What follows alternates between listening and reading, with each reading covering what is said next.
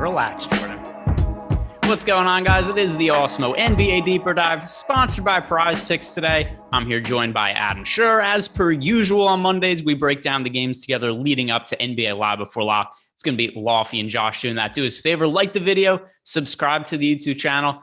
Adam, we're pretty deep into the playoffs. I think we have a good feel for every team's rotation that isn't the Memphis Grizzlies because they change their starting lineup every game. But how are you feeling about tonight's three-gamer? I feel pretty good. I enjoy when you get a few games in because, rates start to at least somewhat stabilize. You can kind of have a better idea of what teams are looking to do. But then, like, the postseason is also typically fun just because people overreact very, very strongly to what has happened, in the previous game or two. So far this postseason, it kind of has felt like that's been a winning strategy, which has been a little annoying, but I expect that'll turn around sooner than later.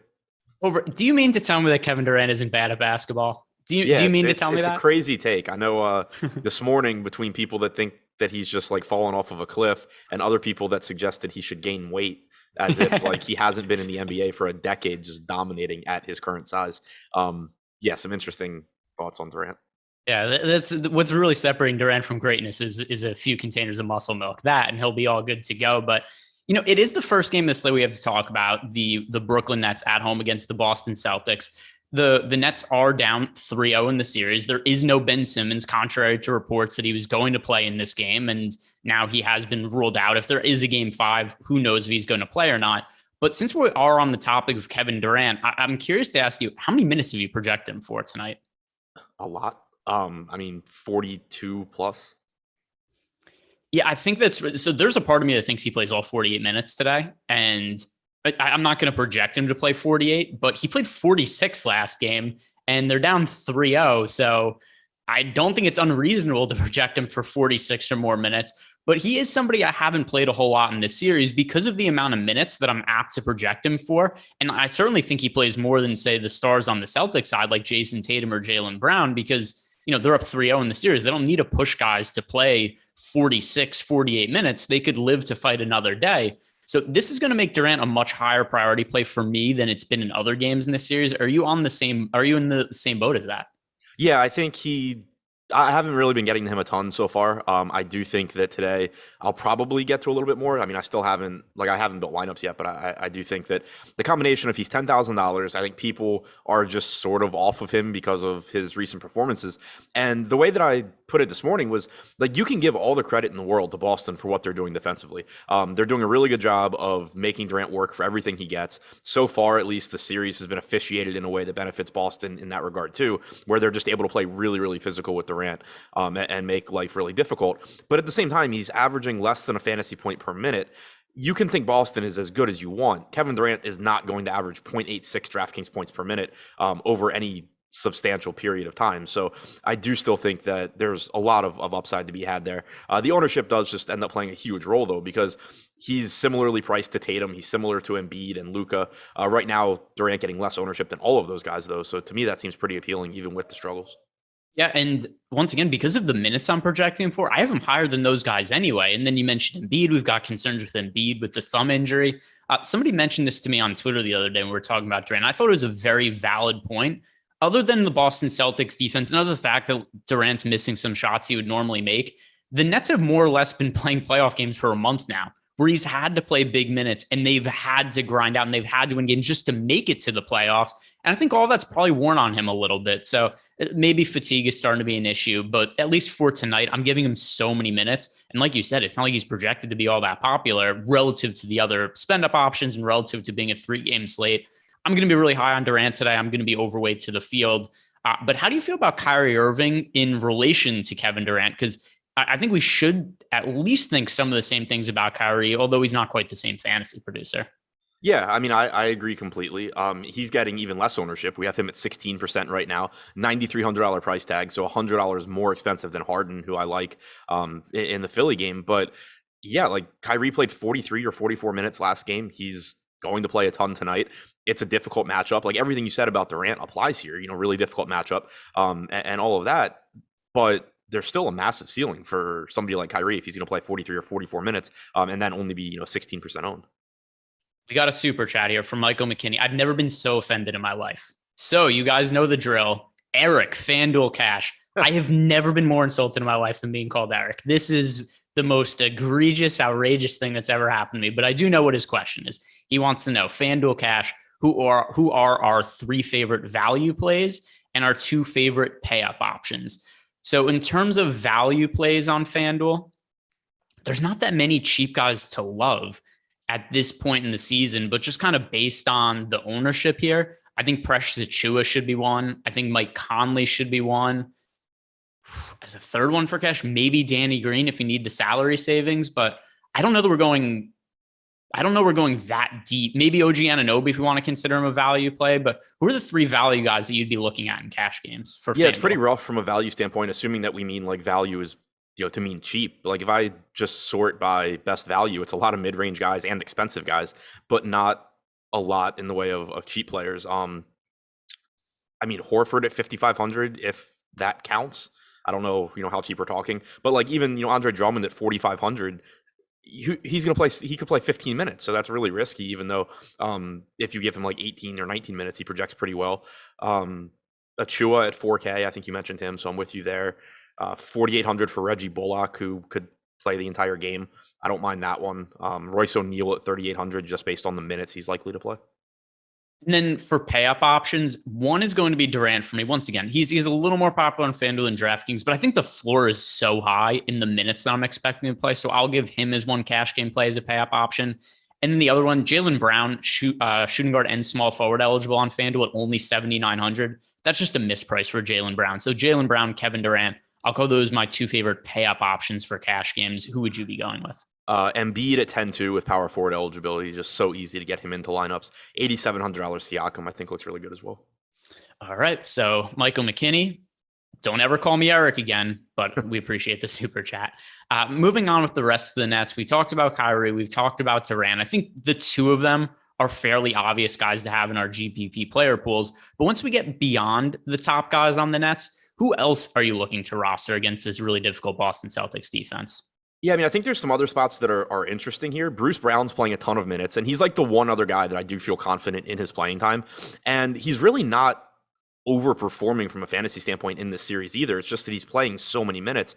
He's averaged 0.9 DraftKings points per minute in the series. That's around what he's done during the regular season as well. If he gets 38 to 40 minutes here, he's still a pretty solid option at 6,500. Seth Curry at 4,400 played 34 minutes last game. That was good to see just because his playing time had been down a little bit. We know he's dealing with an injury, but the downside is still that he's not a great fantasy option because he's basically scoring dependent and playing alongside Kyrie Irving and Kevin Durant. So only asked to do so much, but still a relatively inexpensive price tag there. And then when you look at the center position, you have Drummond at 4,500, you have Claxton at 4,600. So last game we saw a little bit different center rotation. Blake Griffin played like 7 minutes or so in the second half. That could happen again. Like I'm not positive he plays at all, but also if you told me he ends up somehow playing like 14 minutes, I wouldn't be shocked either. I mean, the Nets kind of don't have anything to lose here. But the other thing we saw is we did see them go to the small closing lineup where none of Claxton, Griffin, or Drummond were out there. I kind of thought that they should have been doing that more and would have done it sooner. Like play Claxton, his mid-20s, and then just run that small lineup more. But they haven't really been doing that, but they did close with it the last game. So I think going to any of the centers for Brooklyn is really risky. But if Drummond happens to play 18 to 20 minutes, he probably beats a $4,500 salary. If Claxton were to get 26 minutes instead of like 21 or 22, he looks like an okay value as well. So I think they're very risky, but I still do kind of like the ceiling on those guys.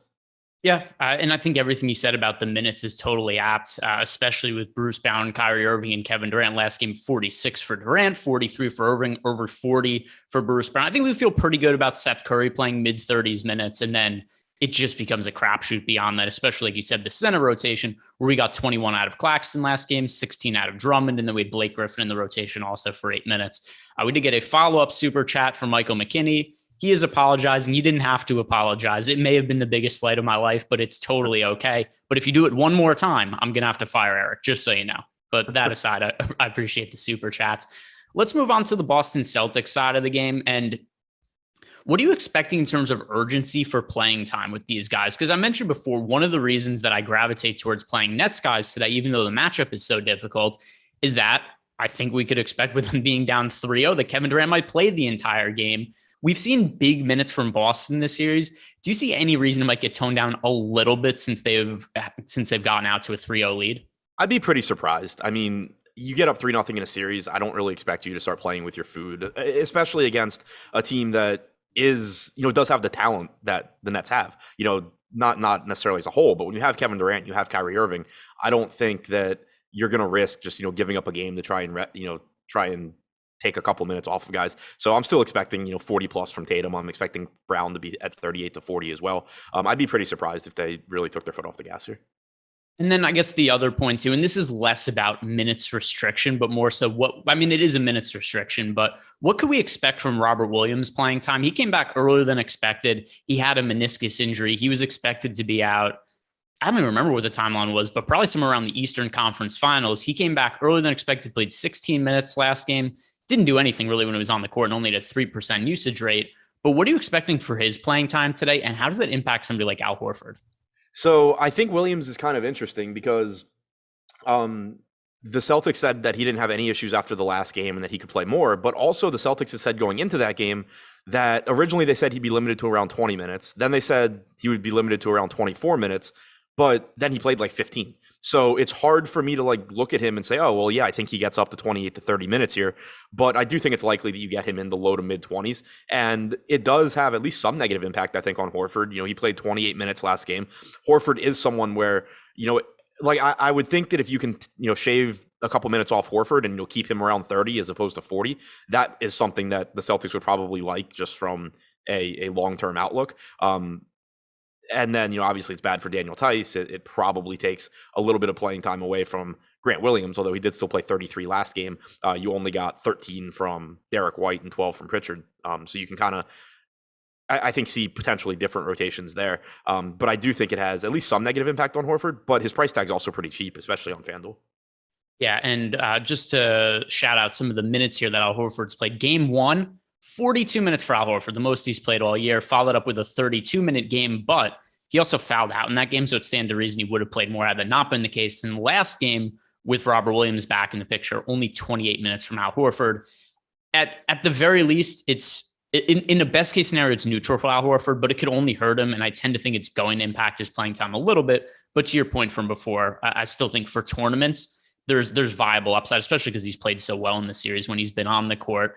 Talking about some of the pay-up options in this game, or at least on the Celtics side of the game, how does Jason Tatum stack up to you against the other pay-up options on the slate? Because we have Luka, we have Embiid, we have Harden, we have Kyrie, we have Durant. Where does Tatum rank for you amongst all the guys we have to pay up for? So I really like Tatum because he is a little bit cheaper than most of those guys. He's playing big minutes as well. Like I said, I'm still expecting 42 plus minutes from Jason Tatum. He's averaged 1.25 DraftKings points per minute through these 3 games, 30% usage rate, 28% assist percentage, 43.7 minutes per game. So I do really like Tatum. I do also think that the ownership is important to pay attention to. He's getting the most ownership out of all the pay-up guys, getting a little bit more than Embiid, getting more than Luka and Durant as well. So I don't have any issue in tournament lineup saying, okay, well, I'm going to find an extra $500 to get to Durant instead of Tatum. But I think when you're just talking in terms of who looks the best at their salaries, I think Tatum looks the best just because he's the cheapest and he's basically the same guy. And then as for Jaylen Brown also, and with you in Tatum, I'm on the same page. I think at this point, and this is probably going to become somewhat popular groupthink, assuming that the Celtics either sweep the series or win 4-1. I think people are going to start putting Tatum in that tier going forward amongst the elite top 5, top 10 players in the NBA. But as a secondary star, Jaylen Brown's also been really good for the season and really good in this series. DraftKings, I certainly think he's viable at 8,200, but on FanDuel, where he's sub 8K with small forward and shooting guard eligibility, I know he's the most popular play on the slate, but at least in the builds I've been doing, I've been finding it very difficult to get away from him at that price point. What do you make of Jaylen Brown as a chalky play at 7,900 on FanDuel? Yeah, it's just a really cheap price tag, like you said. And even if you don't expect him to play quite as many minutes as Tatum, he's still averaging 39 minutes per game in the series, about 1.05, 1.07 fantasy points per minute, 26% usage, nearly a 20% assist percentage. So he's clearly the second guy to Jason Tatum, but it's still a really good second guy, and he's really inexpensive for those minutes in a pretty good matchup. And then as for the rest of the guys on the team, is there anybody that you look at as a good value option from Boston? We've talked about the core guys, but then we have seen at times Grant Williams play a role off the bench. Derek White, although those minutes kind of evaporated last game. Peyton Pritchard's been in the mix. Daniel Tice, I assume he's going to get pinched now that Robert Williams is there. But any of these guys worthy flyers in your opinion?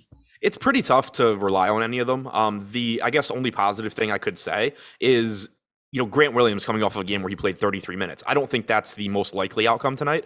But if he does get 30 plus minutes, like he did last game, then he's underpriced at 3,800. Similarly, Derek White, we've seen his minutes be cut in 2 of the games, but he's 4,200. If for some reason you get a 26-minute game from Derek White, he's going to end up looking like a really good value. So on average, it's tough to get to those guys. But I do think it's worth noting that between White and Williams in particular, there is some volatility in their playing time where, maybe they end up looking better than their median projections suggest.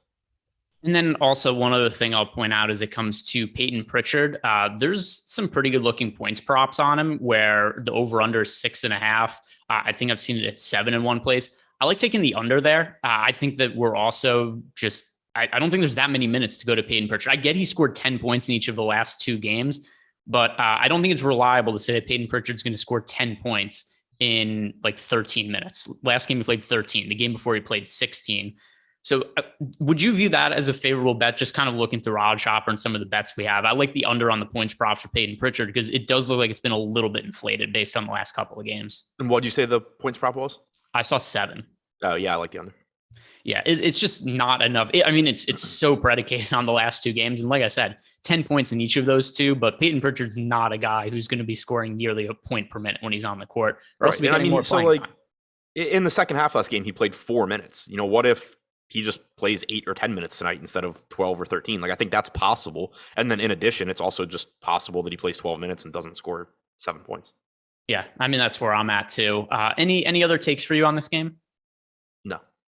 All right, let's move on to the Philadelphia 76ers at home against the Toronto Raptors. This one has a lot of interesting talking points just from an injury standpoint. And let's start with the Philadelphia side of the game because Joel Embiid is going to play. I assume he's going to play big minutes as well. He's going to play throughout the playoffs, but he's a very significant thumb injury that's going to require surgery in the offseason. His usage dipped last game and his scoring was down. How much of it do you think is just coincidence and how much do you attribute to the thumb injury? I'm sure some of it has to do with the thumb injury, but the thing for me is that he's so cheap. I don't really care. If Embiid were 11.5 or 12K or something, then I think you at least dive a little bit deeper into the conversation about his thumb. Not that you'd have any clearer of an answer. You're still just purely guessing at how much it's impacting him and how much it's going to impact him going forward. But at this price, you can tell me that his thumb lowers his per minute production pretty significantly if you wanted to make that case, and I would still play him because he's really cheap and still likely to give you 38 to 40 minutes. So I'm not I would Lofty put it well this morning. I would certainly prefer that he didn't have a torn thumb if I'm rostering him, but it's not going to prevent me from getting to him either. At the very least, it makes me uncertain about him in cash game. Maybe FanDuel is different because he's power forward, small forward eligibility. But if you are somebody who plays a cash game on a 3-game slate, I would be a little skittish to go after Embiid just based on that. Would that at all be something that goes in your mind, or is just like he's cheap enough? Who cares? Nah, he's cheap enough. I couldn't care less. All right. And then do you think that the potential thumb injury impacts anybody else on the team? So for instance, I played a bunch of James Harden last game, in part because I thought, there's an opportunity if Joel Embiid's going to be somewhat limited, which, it seems like he could be taking a couple less shots. Does it make anybody else on the Sixers look more favorable to you? I think it makes Harden look a little bit better just because, again, you don't know exactly how this game's going to play out. You don't know the exact impact that the thumb is going to have on Embiid, but it's certainly reasonable that if it's bothering Embiid, you see Harden take on more usage. He was the only other guy on this team with a high usage rate last game. Embiid was around 28.5%. Harden was at about 27. So I certainly think that you can make the case. Harden looks good one way or the other. If Embiid were fully healthy, Harden would still look good at 9,200. But I think you can, make a little bit better bull case for him and just say, look, maybe he does take on a bigger workload with Embiid injured. Harris and Maxey didn't see an increase in usage, but it is still important to keep in mind that you don't necessarily need a ton of usage from those guys because they're getting such good looks and they're getting, open shots. So they're going to just be more efficient. And then there certainly, is the potential where it bothers Embiid more than we're expecting and they do get more shots. And also they're going to play a ton of minutes. So I think Embiid's the number one guy for me from Philly. Harden is clearly the second guy, but then I really don't mind, especially if you're going more balanced, getting to some Harris and Maxey as well. Yeah, and then one other thing to mention about James Harden, once again, it could just be coincidence, but he had a 28% usage rate last game. It was his highest mark that he had in a month. Was that because of the Embiid injury? Was it a coincidence? It's hard to say, but I tend to think there's a little bit of correlation there. So I am going to give Harden a little bit more usage today, give a little bit of a downtick to Joel Embiid based on some of what I saw last game. And then talking about Harris and Maxey, I know we mentioned them as potential guys that could see increased usage. But how do you view them as DFS options? They've had some big games in the series. I've regrettably not played as much of them as I think I should have based on some previous results. But I still don't think these guys make for the best plays on the slate. I think Tobias Harris at 6,800, maybe a little bit too cheap, but he's 16% owned. That seems about fair to me. And then Tyrese Maxey at 6,600, he's projected for 16% ownership. I find these to be difficult guys to get well overweight to the field on. Do you feel any differently? Yeah, I mean, I think that they're just secondary plays for me. The issue is that you have a lot of guys that look really underpriced on this slate, but most of them, kind of like we mentioned before, most of them are relatively expensive as well. I think in a lot of builds, you're going to be trying to get, a couple of those pay up guys and then, kind of rolling the dice on cheap guys, hoping for the best. But if you do go more balanced, I think that's where Harris and Maxey fit in a little bit better because, obviously you're not expecting them to outscore those guys at the top, but they play so many minutes that you can still get a high ceiling. If the popular cheap guys don't do well, which is relatively likely in the postseason, then you get, some really good lineups going more balanced. And I think if you're going that route, that Harris and Maxey make a lot of sense. And then talking about the rest of the players on the team, we should mention it's a home game, which means Matisse Thybulle back in the mix after sitting out the games in Toronto. Danny Green has been a popular value play at times in the series, and then even today is projected for a fairly decent amount of usage of ownership. Danny Green projected for only 13% ownership on DraftKings, but on FanDuel, he's still projected for 28% ownership. How does Matisse Thybulle coming back impact the outlook of Danny Green? So I don't think it's likely to have a big impact because we had seen him in game 2. He played like 10 minutes. I think it makes Green a little bit riskier just because, it is one more body that could conceivably take minutes from him. And then last game, you saw his minutes drop off a little bit as well. So when Thybulle was out, I was more confident in Danny Green's minutes, not his production, because you're never going to be confident in that. But with Thybulle back, I still think on average, you're getting, low 30s in minutes from Danny Green, but it's just one more guy where it's like, you're not going to be surprised if you go back and look at this game and say, Matisse Thybulle played 20 minutes instead of 10, and Danny Green, as a result, only played 27. It's still certainly conceivable, even if I don't think that's the most likely case.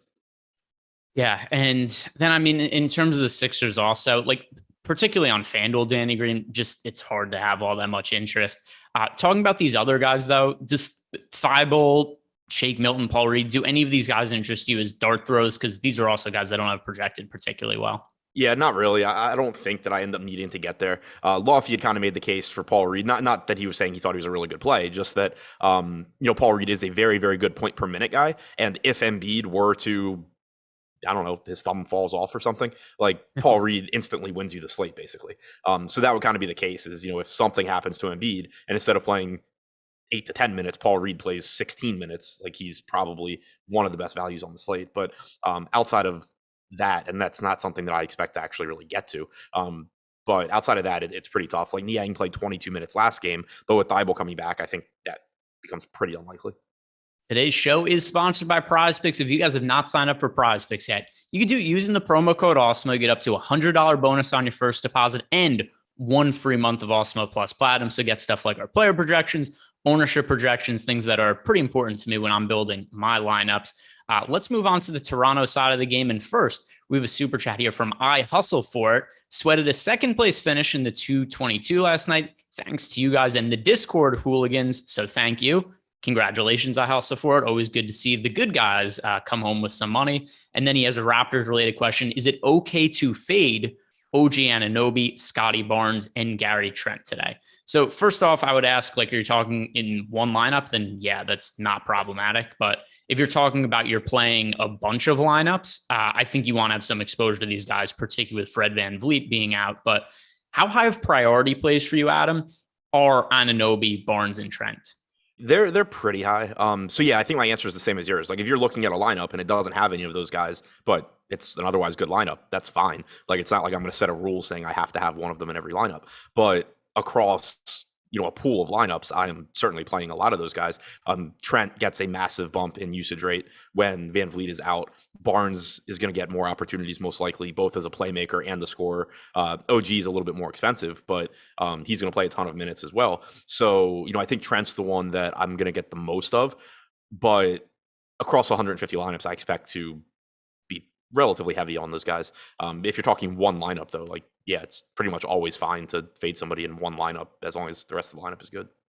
Yeah, and then we do have an injury situation to talk about. It was pertinent to us talking about Barnes, Anunoby, and Trent just now. But with Fred VanVleet out, what do you think the starting lineup is going to be for Toronto? I think it's going to be what they started the second half with. So Trent, Anunoby, Siakam, Barnes, and Achua. And then in terms of who's going to pick up the point guard minutes off the bench, because I agree with you, I think that's fairly likely. Scottie Barnes, he didn't look great last game. He was hobbled at some point in time, but if he was completely compromised being a rookie, I don't think he would have been out there. I think he should look a little bit better today. But who do you think is the backup point guard that comes in? And is that player Malachi Flynn or whoever it is they end up getting to? Do you think that's somebody who's going to be a good value option? I think it's either Pascal Siakam or Scottie Barnes, depending on how they run their rotation, or Thaddeus Young. Like Malachi Flynn could get, 10, 12, 15 minutes. I don't think it's the most likely case. VanVleet missed the entire second half of that game. Flynn played 1 minute and 23 seconds in garbage time. You had Thaddeus Young take on a bigger role, and he's, obviously he's not a point guard, but he is a good passer. He's someone that can certainly be out there and be used as a playmaker. But Siakam's going to play so many minutes. I mean, he played 44 last game. He can handle the ball and essentially be your de facto point guard. Scottie Barnes can run point for whatever minutes, Siakam's not on the court or for some of the minutes that Siakam is. So I don't think there's a big need to necessarily go to Malachi Flynn. Not saying that they won't or that they can't, but just based on the rotation that we saw last game and the way that it went, like Thaddeus Young played really well. He got up to 30 minutes. I'm not anticipating Flynn playing a big role here unless like Barnes were to get hurt again.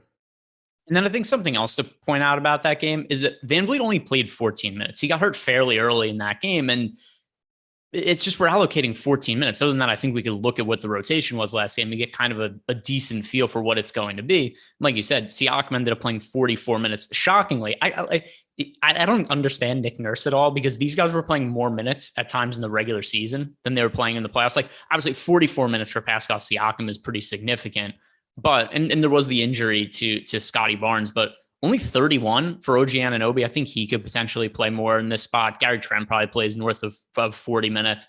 Barnes also just, coming off the injury probably plays more. But I want to ask you, if I was to set an over-under for 44 and a half minutes for Pascal Siakam, which side would you take? 44 and a half? Yeah. I would lean the under just because if it goes, you could easily get something like last game where he just doesn't play like the final minute and that ends up costing him. But I think like 43 to 44 is, if you ask me 43 and a half, I would kind of have no idea how to answer it.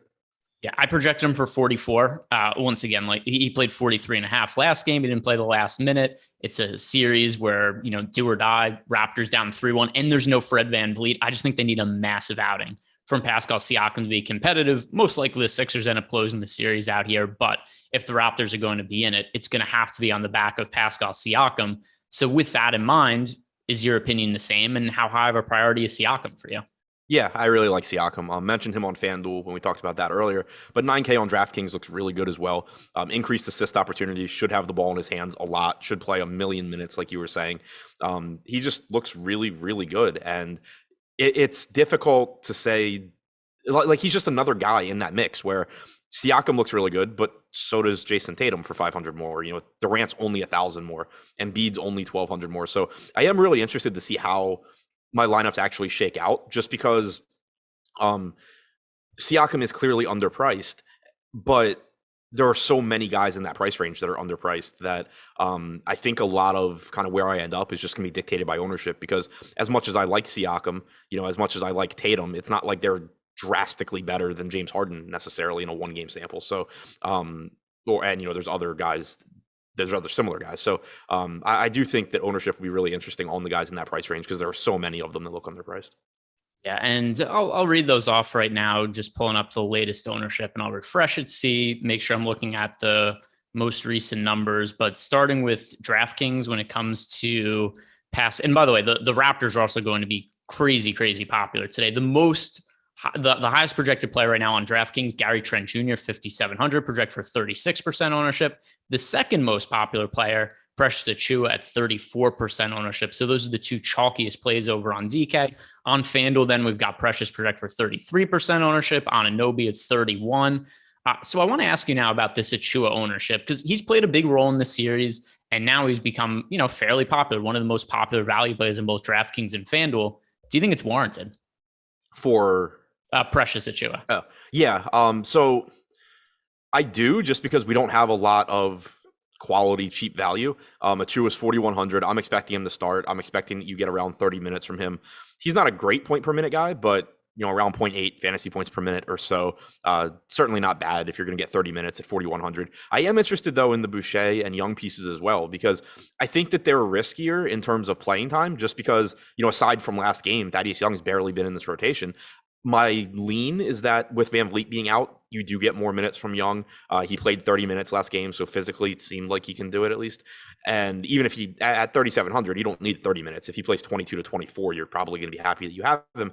And then similarly with Boucher, only played 19 minutes last game, but he's 3,900. So for one, if he only plays 19 or 20 minutes, Chris Boucher can still beat a $3,900 price tag. And two, it's not set in stone how that rotation is going to go. If Boucher is playing well, you could certainly see him take some minutes from Achiuwa and or Young and be somebody that gets 24, 25. So I guess I feel a little bit better about Achiuwa's minutes, just assuming he's starting.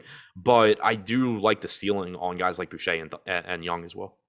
Thad Young's one of my favorite pivot plays on the slate in terms of getting from Achiuwa to Young. And I know they could both have good games relative to their price tag, but Achiuwa is so much more popular than Thad Young on DraftKings right now. We have Achiuwa, like I said before, projected to be one of the most popular plays on the slate at 34% projected ownership.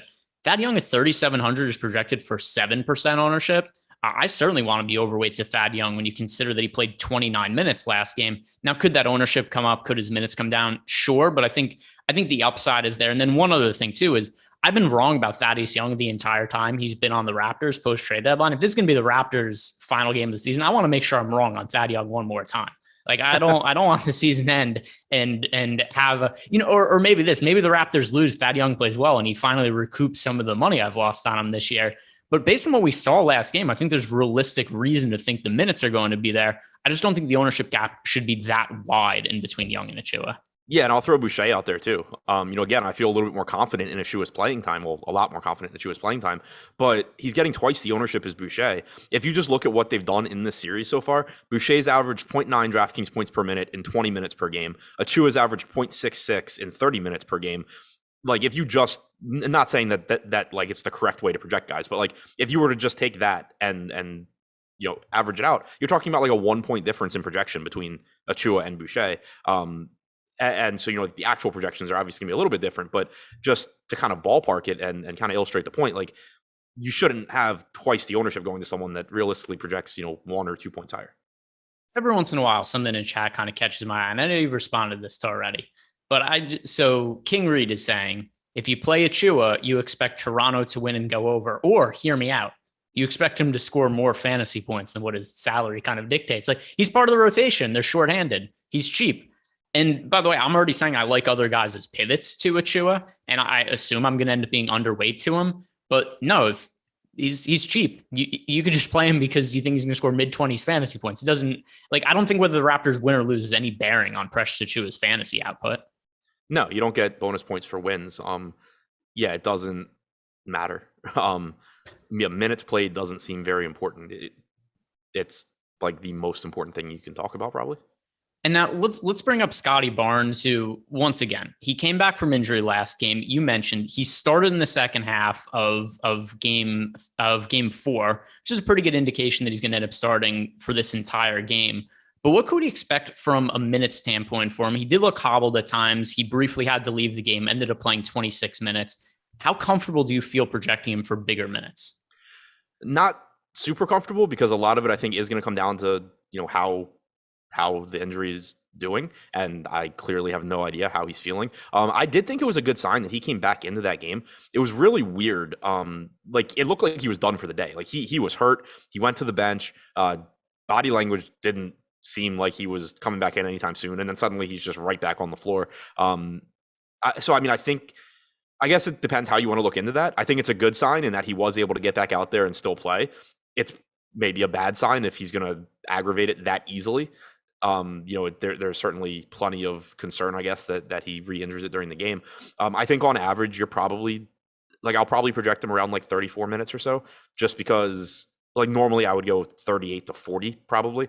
So that is, I'm not confident he plays like at least 34 minutes, but I do think that it's kind of like if he is fully healthy and just good to go, he's probably playing close to 40. Last game he played 26, kind of taking the middle ground there. Just makes sense to me. Yeah, and then here's what I'm going to do with Scottie Barnes, because I'm going to be honest, I have no clue. Zero clue at all. And I think anybody who's really confident it's based on nothing. It's so hard to say. We don't know how healthy he is. We don't know how many minutes he could possibly play. He's been injured the whole series. Last game he played somewhat limited minutes, was also hurt. I'm going to be whatever the field does. It looks like he's just going to have like middling ownership. I'm probably just going to align myself with the field. I don't want to take a stance on Scottie Barnes that's going to make or break my night. Do you think that's a reasonable way to approach it? Yeah, I think that's fine. Like at 6K, there's certainly a lot of upside there, but there's also a lot of risk. I think that from a safety is not the right word, but I guess like a floor standpoint or even a medium projection standpoint, I do give an edge to Gary Trent for $300 less. All right. And then let's talk about Gary Trent, because he is currently projected to be the most popular play on DraftKings, projected for 36% ownership on DK. FanDuel at 6,200, he's projected for 30% ownership. It is not hard to see why. Gary Trent played a whole bunch of minutes last game. We know he's going to shoot. He's totally over the illness that bothered him earlier in the series. There's no Fred VanVleet. That's going to push even more usage to Gary Trent. The only question here is, do you think the ownership on him, where he's nearly 40% on DK and he's going to be massively popular on FanDuel, is that amount of him warranted? Yes and no. Like, I think he's probably over-owned in the sense of, his chances of being optimal versus projected ownership, but that's not like the only metric that you want to use, because you have 7 other spots in your lineup that you can get under-owned guys or low-owned guys. And I do think that Trent is just one of the best mid-range plays. Like, so many of the top values on this slate are also guys that cost like more than $8,000. Trent is one of the few in the mid-range that I think you can look at and say like he is very, very clearly underpriced, given the increase in usage he gets without VanVleet. 25.9% usage rate in 15 games with Siakam and without VanVleet this season. 0.93 DraftKings points per minute. He's still scoring dependent. He can obviously have a bad shooting game, but at 5,700, getting that kind of usage, it really makes him stand out. By the way, and shooting guard, small forward eligibility on top of that. Three more comments about Precious Achiuwa in the YouTube chat, and I'm just going to change him to a projection of 60 fantasy points, because he's really convincing me here about nothing. What are we talking about? He's still going on about the Precious Achiuwa thing. Oh, I mean, yeah, you're right. You also need the points per minute, and then you multiply them together, and you get the fantasy points. But yeah, you can find his projection on the website.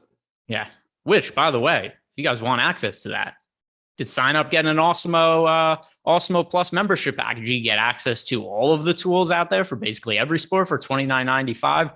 Or if you just want access to our NBA projections, if you're King Reed and you want to know exactly how many fantasy points we're projecting Precious Achiuwa for, you could sign up for our NBA packages for as low as $4.95 weekly. That's where you get all the access to tools, projections, ownership projections, all of the ins and outs of Precious Achiuwa. Actually, we're thinking about opening a whole nother tab of the website that's just Precious Achiuwa and all of the data you could ever want for him, just for our friend King Reed in the YouTube chat. Also do us a favor, like the video, subscribe to the YouTube channel. Jordan, let's fire up the Hall of Fame here. Are you ready for it? Can you share the screen so I know where we're at? There we go. Guys, it is time for the Awesemo Hall of Fame. We're inducting some of the latest DFS winners into our Hall of Fame. How could you get into the Hall of Fame? Well, number one, win at DFS, come at the top of a GPP, download the Awesemo profile pic, Tweet your wins at Awesemo Hall of Fame, because we don't just know when you win. You have to tell us, let us know. And then you win 1 free month of Awesemo Plus Platinum, come in the top of a GPP in a large field entry. Tweet at us, have the profile picture, get yourself a free month of Awesemo Plus Platinum. Now, some of the inductees into the Hall of Fame, starting with our guy, Smash Adams. He won the MLB quarter jukebox the other day, turned 25 cents into $200. Not a bad deal. Could always go with that. And now, DFS player. Oh, this is a very apt Twitter handle. DFS player 2375, aka G Money the Don, who also tweeted at me, which I always appreciate. Another little MLB win here. He won over $1,000 in the MLB mini max, so that's a really nice return for him there. Next winner, next inductee into the Awesemo Hall of Fame, it is BS Trans 3.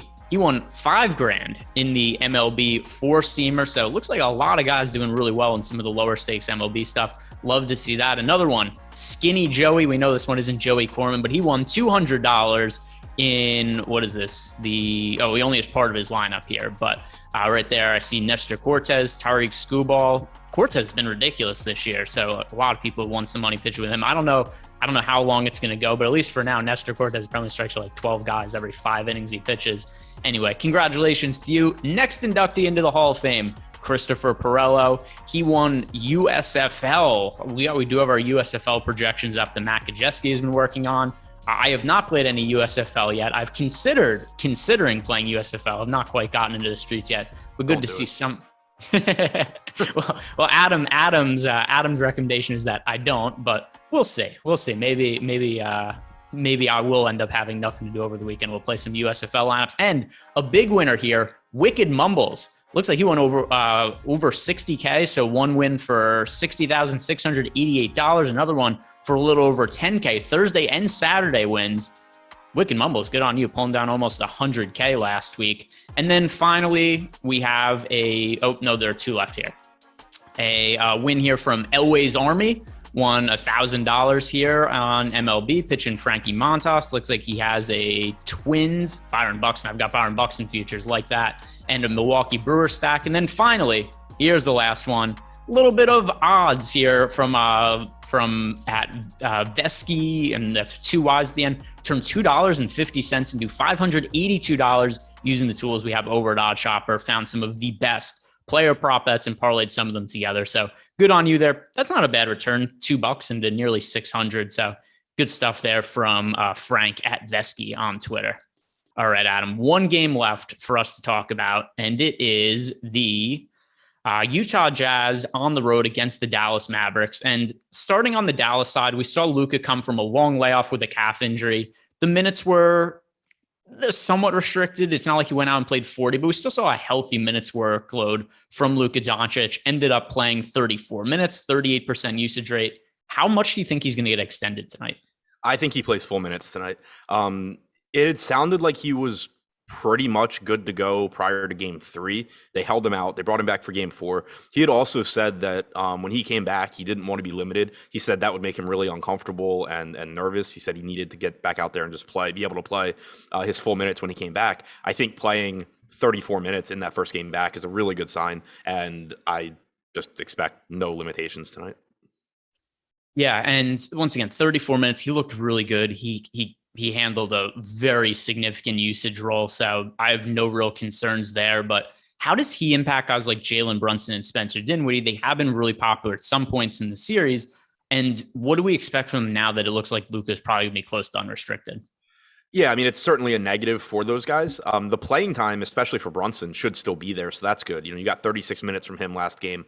Dinwiddie only played 24, so I think that when you look at a $6,300 Dinwiddie or a $7,200 Brunson, you can make the case for Brunson just kind of like as a secondary option. I don't think he should be getting a ton of ownership or anything like that. And right now we have him at 11%. Like that makes sense to me. But you're still talking about someone that's around the fantasy point per minute guy and is likely to give you 36 to 40 minutes at 7,200. Kind of just looks decent one way or the other. Dinwiddie, I think, because of the drop, not only in production, but in playing time, it becomes really difficult to get to him. Low key, Dinwiddie's kind of sucked this series. I know he's had some good fantasy games, but he's been crazy inefficient. And he looked reborn when he came to the Dallas Mavericks from the Washington Wizards. And maybe just because of his fantasy production, people will think like, oh, Dinwiddie's been playing really well this series. he's been abysmal from an efficiency standpoint, which is something else that makes me think they're just going to ride Brunson to play more minutes alongside Luka. Another guy that I think we could expect a lot of minutes from, Reggie Bullock is apparently just the Iron Man now, who just plays a ridiculous workload. So last game, 46 minutes out of here. I'll read off all 4 games. 46 for Bullock, 45, 45, 44. Do we just continue to expect 44 to 45 minutes from Reggie Bullock? Yeah, I don't really think those minutes are going anywhere. And I actually think it's kind of interesting. Like Luka coming back, it's obviously a negative for pretty much everybody in terms of he just does everything so well when he's out there.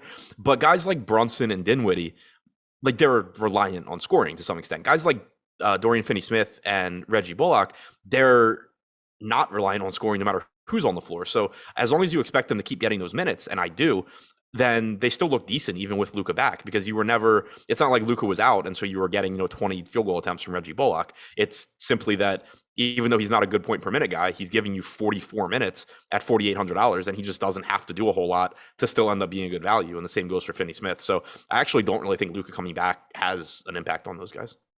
Yeah, and then like you said too, it's so many minutes for Reggie Bullock. I highly doubt he's going to go out and score 40 fantasy points, but is he probably going to score mid-20s at a modest price point on a smaller slate where there aren't that many great value plays? Yeah, most likely. So I do like the floor that we're getting out of Reggie Bullock, particularly for cash games. We do have a question in our premium Discord channel from Ghetto Farmer Boy. He's asking us, Powell had almost matching rotations with Luka. If Luka plays more, does that mean we expect Powell to play more? I would think that's probably coincidence, but do you have any other view on that, Adam? Klebo is in massive foul trouble. Yeah, and so I do think that Powell fits better when Luka's in there. His fantasy production goes up slightly, but I think you could make that case. But I do also think last game that the fact that Klebo fouled out in 18 minutes played a bigger role in Powell's playing time.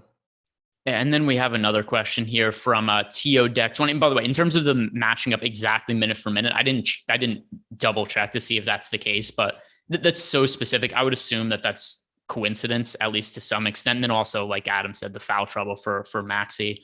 But another super chat. It was like in the first half, with the exception of Luka closed the first half and Powell didn't. They did sub in and out at the exact same times. They subbed out at the same time in the third quarter. Then Luka came back and Powell didn't. And then they both closed, but Kleba had fouled out by that point.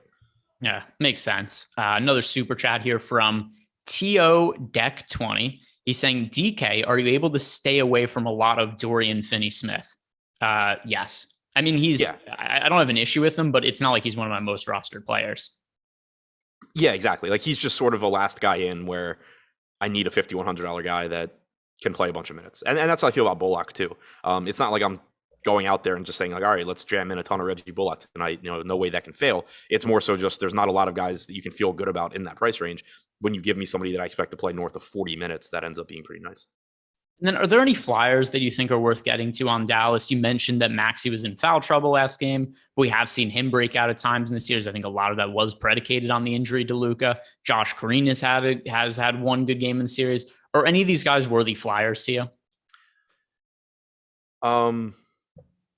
Of just anybody on the Dallas bench who's going to be like low owned and cheap. No, it's pretty tough. Like I just don't see enough minutes for guys like Josh Green or Davis Bertans.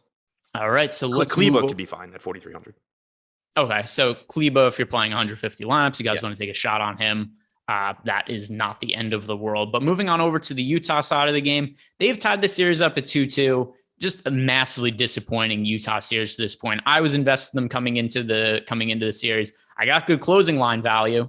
Not good value anymore because now I'm sitting on Utah Jazz tickets and regretting it because they have to win at least one road game against Dallas. And this team just kind of looks disjointed. We'll see. I still think they're really talented. I think Rudy Gobert is underrated by the public. But have you been surprised that the Jazz haven't pressed their guys to play more minutes? Like last game for sure, I thought we were going to get bigger playing time out of guys like Gobert, but it just hasn't really been the case. He played 32 and a half minutes last game. I understand that Hassan Whiteside has played okay off the bench, but could this be a spot where you'd start to see the upper 30, low 40 minutes from Gobert? Yeah, so I think the playing time is a little bit misleading too, because in the first two games of the series, he did play like 36 and 37 minutes. Game 3 was when everything kind of just went to shit. He got benched and all of that. Last game, though, he was in first half foul trouble. He picked up 2 fouls at the end of the first quarter, and so he didn't play the start of the second when normally he does. And then he picked up his 3rd foul. If I remember right, it was a really stupid play too, with like 2 minutes to go in the first half. So he lost 2 minutes there, and then played a ton in the second half. I do think that if he can avoid fouls, he is likely to get back into the mid-30s here. The bigger issue I have with Gobert is just him typically not being involved at all offensively, but then last game he has a 30% usage rate, so that was good to see. A nice bounce back there as well. I think he's one of the like prime examples so far where, and it hasn't really paid off because like last game he was good but not great, where people I think are just shying away from him a little bit too much, even though his salary's dropped, and I just don't buy into there being actual playing time issues here. 7,200 on FanDuel for Rudy Gobert, 7,100 on DraftKings. Those are really favorable price points for Rudy Gobert. And I mean, there's this narrative that he's much better in the regular season than the playoffs. And maybe to an extent, he is more valuable in the regular season. But if he had this salary a month ago on a full slate with like 8 games, Rudy Gobert would be more popular than he is right now, just based on what we saw from him in the regular season. So I do think he's getting a little bit overlooked on this slate. I love rostering him, especially on FanDuel where he gets the extra fantasy points for the defensive stats. I think Rudy Gobert is one of the top center options on the slate. I'm going to be overweight to him. Do you think that's probably where you're going to land as well? Yeah. I mean, 7,100 is just insanely cheap for Gobert. And there's also been this narrative that Rudy Gobert and Donovan Mitchell, they hate each other. Donovan Mitchell actively doesn't look him to pass the basketball. I think here's what it actually is. Donovan Mitchell doesn't pass the basketball to anybody. This isn't a Rudy Gobert versus Donovan Mitchell thing. It's that Mitchell is a high usage guy. I think it's a Rudy Gobert can't catch entry passes thing, and nobody passes him the ball. No, that's also part of it. But at the end of last game, he did catch the alley-oop for the game winner. And yeah, they asked Mitchell about that after the game, and he kind of just laughed and was like, yeah, I trust him. And Gobert's still good. I know that people like to pile on Rudy Gobert, but I think this is a good spot to roster him. And then same goes for Donovan Mitchell. It's a 2-2 series. Mitchell has played pretty big minutes. We know he's going to have a really high usage rate. And we've seen at any point in this series, whenever the Jazz fall behind, Mitchell starts taking a bunch of shots. His usage rate in games this series, 39%, 38.5%, 35.5%, 31%. I like getting to Mitchell again. He's at a really high floor. We haven't seen like any 60 fantasy point games from him in this series, but I do like the floor that he comes with. I do think he's a little bit underpriced. How do you feel about Mitchell as a pay up option? Yeah, you mentioned that we haven't gotten like the big game yet, but he's shooting 23.5% from 3, 39.5% total from the field, 36.4% usage rate, averaging 40 minutes per game. I really like him just because, like you said, even if he continues to shoot poorly, and he certainly could, this is for one, I mean, it's a slow paced game, but also Dallas is strong defensively. But even on that poor shooting, he's still averaging 1.18 DraftKings points per minute in 40 minutes per game. If we get a game where he gets hot and his shot is falling, he still has a massive, massive ceiling here. So he's just another guy around that 9K price point that I really like, that I really think is underpriced. It's very, very difficult for me to distinguish him from like 8 other guys that we've talked about. So I think that's why ownership ends up playing a big role for me tonight, but certainly really like Donovan Mitchell a lot. Then one other player I really want to ask you specifically about the minutes is Mike Conley's only $5,400 over on DraftKings. On FanDuel also only $5,400, so he's really cheap. But his minutes were super perplexing to me last game. Only played 24 minutes. What do you attribute that to, and what are you going to expect for his playing time tonight? Not entirely sure. I mean, he was getting torched defensively, so I don't know how much of an impact that had. They were going at him pretty aggressively and with a lot of success. But I also don't necessarily think that Jordan Clarkson is someone that's stepping in and stepping up defensively either. So I just think that Conley's minutes here are pretty volatile. If he's playing well, he probably gets into the mid-30s. If he's not, he doesn't. At 5,400, I do think that there's value there. The concern I have is that he's also pulling a ton of ownership. And I get it because, if you project Conley for 32 to 34 minutes at 5,400, he's going to look really good. But I just think there's also a lot of volatility on those minutes because he could potentially lose minutes just because he plays poorly. He could potentially lose minutes, if Clarkson gets hot and takes some minutes from him. So I think that there is some volatility in Conley's minutes. I do still think he's a little bit underpriced. I would rather get to somebody like Gary Trent before I get to Conley, though, I think. And then I think these guys have to go hand in hand when we talk about them. But Jordan Clarkson played 36 minutes last game. Those minutes directly came from Mike Conley. So here is the arc of playing time over the course of the series for Jordan Clarkson. Game 1, 20 minutes. Game 2, 23 minutes. Game 3, 30 minutes. Game 4, 36 minutes. The playing time has been trending up. Not that I think that means he plays 40 minutes or anything like that in this game, but is this enough reason for you to want to look at Jordan Clarkson as a tournament option? Yeah, it doesn't take much for me to want to look at Jordan Clarkson in tournaments because he is such a high usage, high upside guy.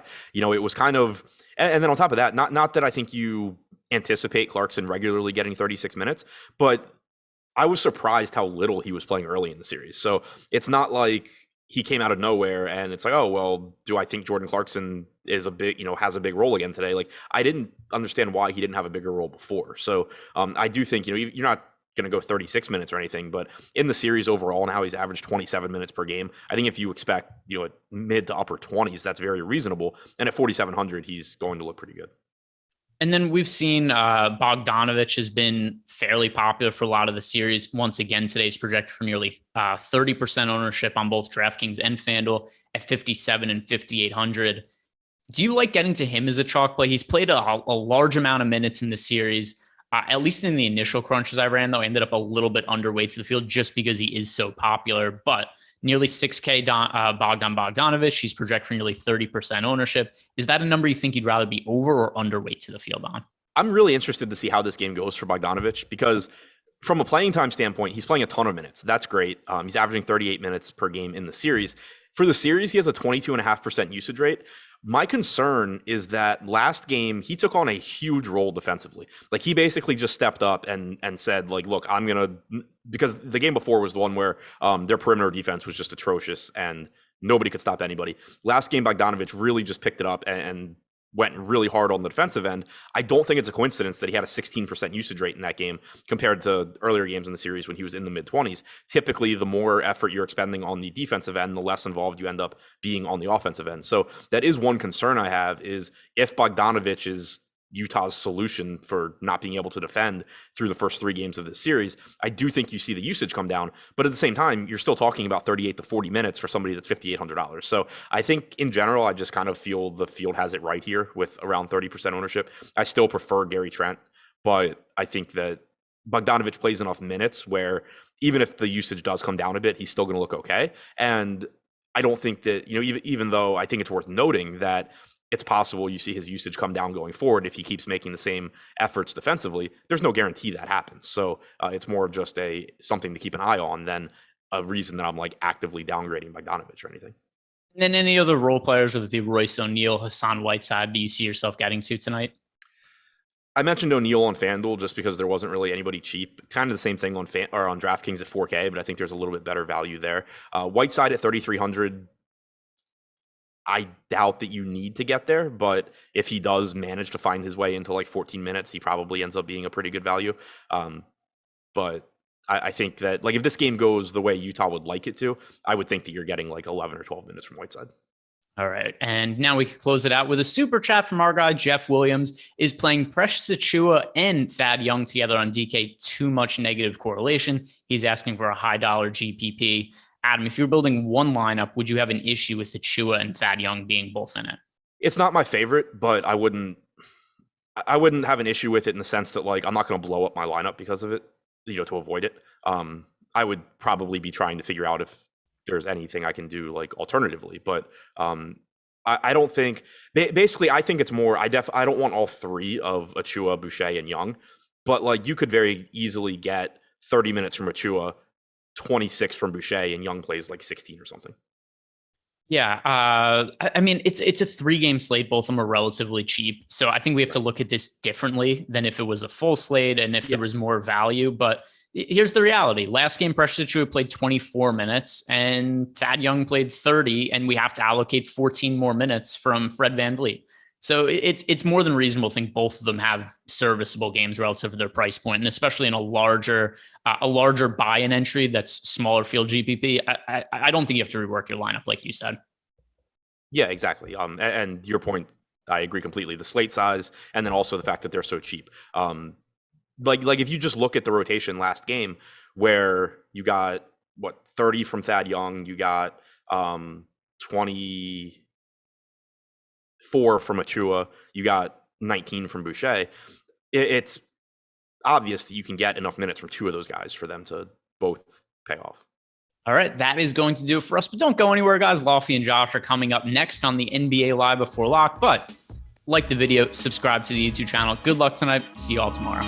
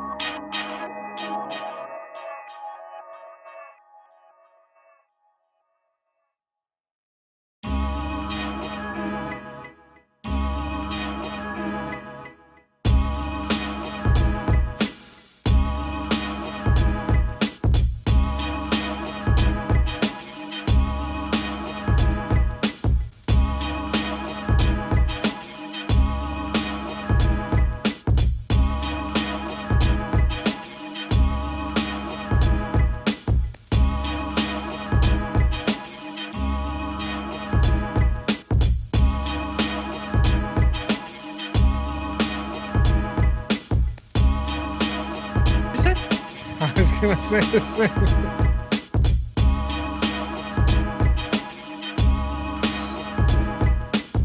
One day Jordan will cut the feed.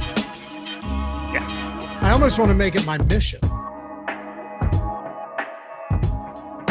Yeah, what's going on, everybody? Welcome to the Awesemo.com NBA Live Before Lock show presented by Prize Picks. I'm Dave Loughran, hanging out with you for the next, not hour, but hour and a half. That's right. We're going past lock, and I'm going to be doing it with my guy, Josh Engleman. Hello, bruv. What's going on, man? How'd Liverpool do? They were great once I got there. It was 0-0 when I left. It was 2-0 by the time the game was over. Can't ask for anything better. Nice. 0-0. Yeah. 0-0. And they call it the pitch, right? Sure. Don't they? Yes. Like the pitch is field? Yeah. Yeah. Oh, I know nothing about this stuff. I just know what I've heard, you know? You should just watch it because it's exhilarating.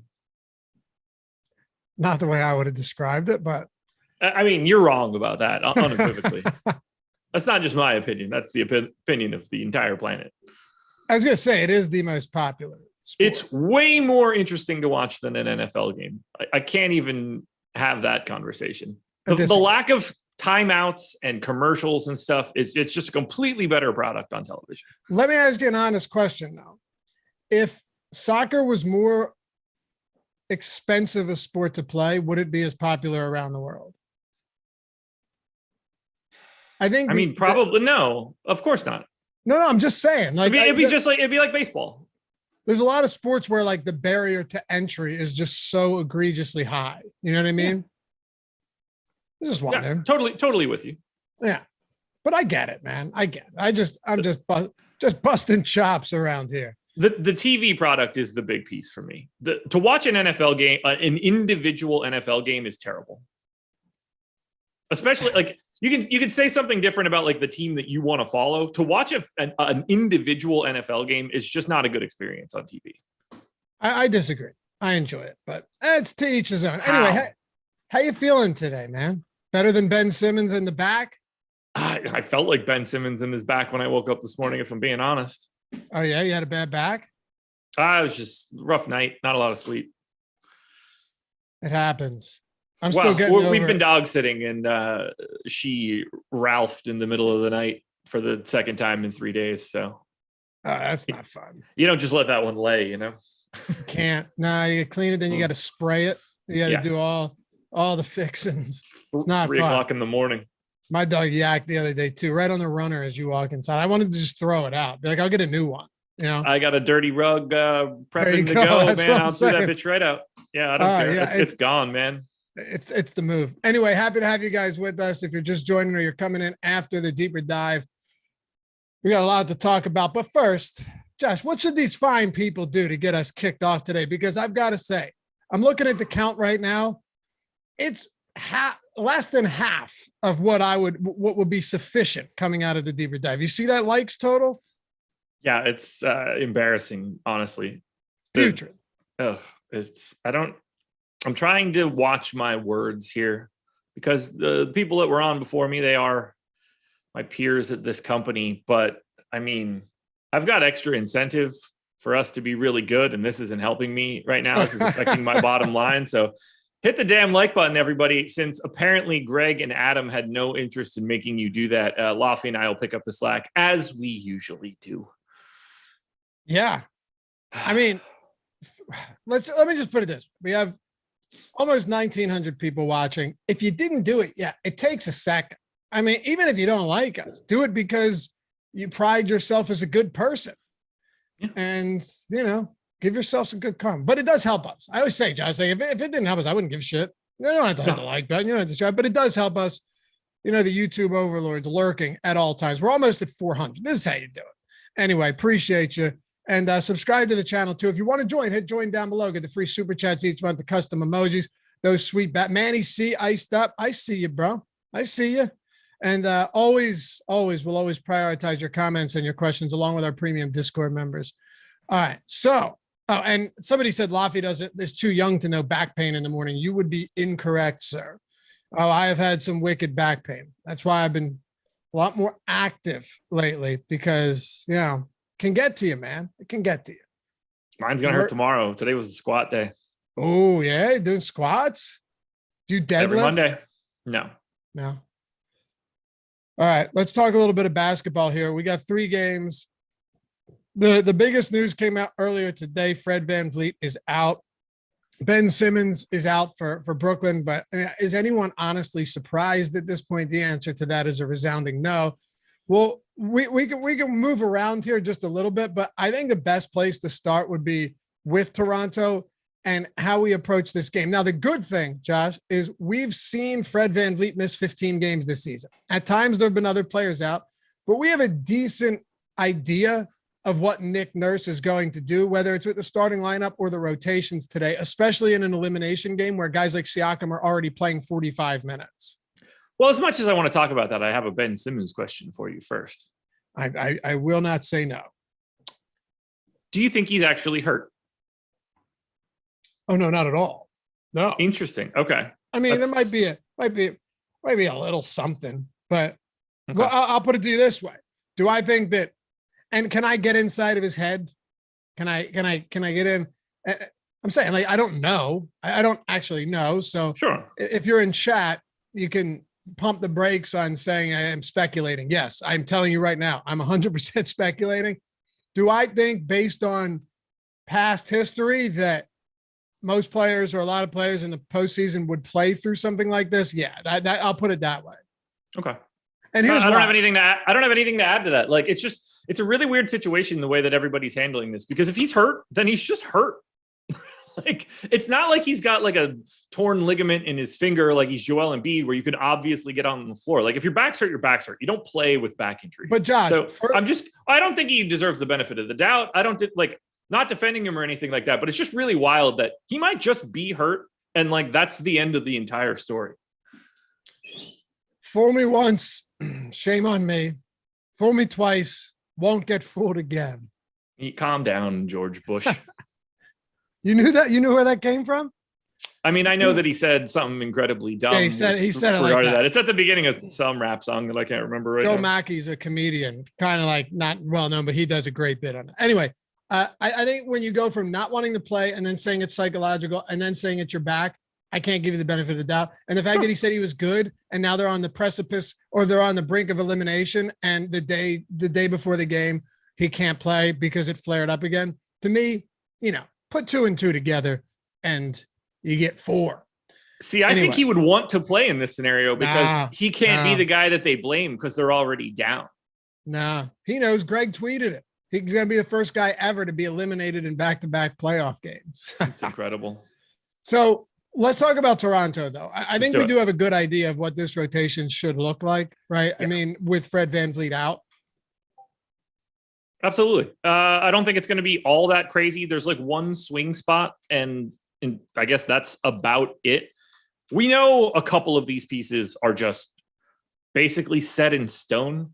You're going to get 40 plus minutes out of Pascal Siakam. You're going to get, 36 to 42 minutes out of Trent. Same for Anunoby. Probably the same for Barnes, but you're expecting at least 30 out of Barnes. He's got a game under him. Precious is going to play in the mid to high 20s, or at least you should expect that. And then it starts to get a little wonky. Does Malachi Flynn pick up enough run to matter? Where do Thad Young's minutes land after playing 30 in the last game? Does Chris Boucher pick up any additional run? I don't think Khem Birch is going to matter all that much for this one, but at least for the main 5 guys, Siakam, Trent, Anunoby, Barnes, and Achua, I think they're pretty easy to project and deal with today.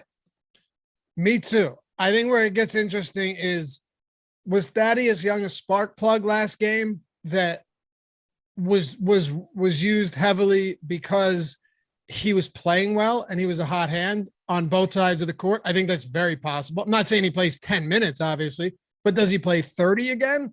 And Boucher only plays 19? Or does Boucher get back to a spot where you see 25 or more minutes today? I think both of them are possible, which from a tournament standpoint, given that they're both sub 4K, at least on DraftKings, that to me makes them really intriguing, yet also very risky as well. Yeah. So for right now, I have Boucher at 21 minutes, Thad Young at 22 minutes. And that is getting me to Thad Young. And he is not pulling all that much ownership. And I'm more than okay with that.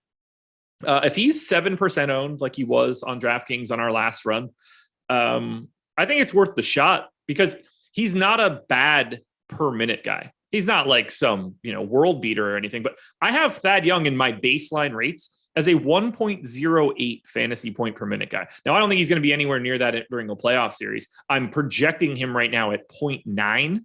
So that's a pretty big discount off of just his baseline.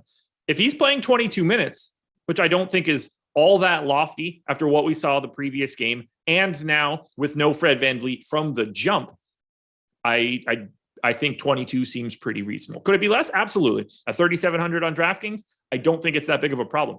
He's also live to play 28, at which point you probably have to have him at 3,700. So do you think the starting lineup is the starting lineup that we saw in the second half of last game after VanVleet went down? Yeah, Siakam, Trent, Anunoby, Barnes, Achua. Yes. It makes sense that would be the case. I mean, would it shock me if Birch did start and played those short rotations in the first and second half? No, because Nick Nurse has done that before. But I tend to lean with you here that you could definitely be looking at Anunoby, or I'm sorry, Barnes. Barnes definitely back in the starting lineup. And then Achua over Khem Birch. That's what I would lean for sure. Same. Anybody else you want to touch on here for this Toronto team now that you've got, no Fred VanVleet? I mean, I'm getting all of the Gary Trent at this point. Do you have any limitations? In what regard? As many rules? guys you want to play in a lineup or groups? Like, do you want to? avoid playing Boucher and Thad together, or because they're so cheap, can we run some of those out there, or at least end up with some of those and be okay with it? Yeah, you probably want to do like a max 2 Achua, Boucher, Young. I think it's going to be pretty difficult for all three of those guys to get you where you need to be. Now, it's not out of the realm of possibility, just because like they could run a 7-man. Wait, 1, 2, 3, 4, 5, 6, 7. Like in theory, they could run a 7-man rotation, or basically 8. With a little bit of playing time to go to Malachi Flynn. Achua, Boucher, and Thad Young can all be in that lineup, just given their price tags. I just don't think that it's all that likely. So I wouldn't try to build that particular lineup. For the rest of this, though, there's not anything that I would set for Toronto. And since at this moment, I'm going to have Gary Trent in basically everything, I'll have at least one Toronto guy all the time. I think you would agree, though, that it is interesting that you've got Thad at virtually no ownership and Boucher at only 15% as well. It is. And I was a little surprised by that. I guess that one extra minute that I'm giving Thad Young is really the difference, because we've got Boucher projected for twice as much ownership as we do for Thad. And I'm kind of flip-flopping those two guys. And I don't really have like a great feel for it. It just feels like the right thing to do in a GPP. Yeah, I'm not even saying it's wrong. Just that. Oh, yeah. Just that both of those guys could get minutes, and we'll have to see where it comes from. What did we see last? We saw a 9-player rotate. How many players only 8 though in the second half, right? Yeah, they played 9 guys. Kem Birch played 5.8 minutes to be one of those 9. So like they basically played. Yeah, I was just going to say like Kem Birch doesn't really count, and then once VanVleet was gone, they played 7. Yeah, second half I'm not including, what was that, like a minute or 30 seconds a minute of blowout run. I'm not including that. Yeah, Malachi Flynn, Armani Brooks, Watanabe, Mikhailuk, and Banton all got like 1.5 minutes. Doesn't count. I do think if we're looking at the other side of this, and we're not going game by game, but I figure we can touch on this anyway. Yeah, of course. Because we always try and hit on the pressing issues, but the Embiid one to me is also unique because he's playing with the torn ligament the ligaments in his thumb. But the way I see it is he played with those torn ligaments at the end of game 3 when he hit that game-winning shot. Yep. As Adam and I discussed this morning, both of us would prefer him not to have torn ligaments in his thumb. Exactly. But I don't expect at all for this to affect him to the point where he can't still get buckets. I am interested to see how he attacks, or if they've made adjustments on these double teams, and if they intend on continuing to give him the ball above the 3-point line where he's instantly rushed, instantly doubled, and then throwing it away for turnovers. Like they have to find a solution for that. My assumption is they will, but it's going to be very interesting to see how they approach this game with Joel Embiid tonight. Yeah, I'm treating Joel Embiid. This is probably the right way to say it, but like I'm treating Joel Embiid like he's not injured.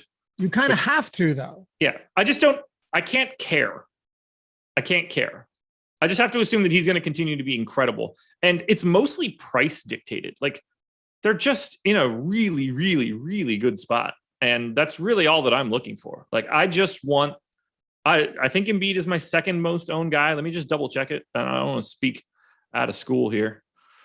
That would be correct. So Joel Embiid is my second most exposed player today. And I'm just going to cross my fingers and hope that he can just continue to not have to worry about Precious Achiuwa, Kem Birch, Chris Boucher, and all these other guys that can't guard him. Yeah. Samuel said that's a bad take, Laffy. Rebounding numbers are going down. Passing will get worse. He had one game with low. It's one game. If after today you see that, okay, we can discuss this, but he was 0 for 5 in the first quarter, and then he was 6 for 11 in the final 3 frames. 6 for 11. He still shot above 50% in the final 3 quarters of that game. It wasn't like he was hindered all game by it. They're at home. I do honestly expect some home cooking when it comes to these free throws. This team attempted 65 free throws in the first 2 games, both of them at home. 43 in the second, 45 in the second 2 games. So yeah, if Embiid's ability to get to the line helps as well. I guess though, when it comes to Luka, Embiid, Durant, and Tatum, and all of these other high-priced guys, you can leave Tatum out of it for now if you just want to talk about the 10K plus guys. Where do you put Embiid amongst those players? Numero uno for me. Okay, you do have him number 1. Yeah, let me just grab this. I was just pasting something in a different sheet. We could talk through all of these pay up options. So we've got Luka at 10.6. We've got Embiid at 10.2. Durant at 10K. I'm light on Tatum, and he's the most owned guy there. It does not make me feel good right now. But I even gave him. I was very, very light on Tatum and Brown. I gave them an extra minute apiece. So I've got Tatum at 41. I've got Brown at 39. I'm still half the field on both of the Celtics guys. Doesn't make me feel good at all. Let me be very clear here. But as of right now, Embiid is my clear number one pay up option. Hopefully he takes the Lance Harbor injection in the thumb and just balls out today and then takes a week off. What's Luka the injection called? I called it the Lance Harbor injection. He's the quarterback from Varsity Blues. Yeah. I didn't know. I thought that's Paul Walker. Movie, Paul Walker. Classic flick. If you're our age, dude. It's probably the movie that I watched the most in my entire life. R.I.P. to what was his name? Paul Walker. What? Paul Walker. No. Well, Billy Bob, but also Billy Bob. R.I.P. to Paul Walker as well. Of course, yes, of course. Yeah. No, wait, Billy Bob's not dead, right? He's like skinny.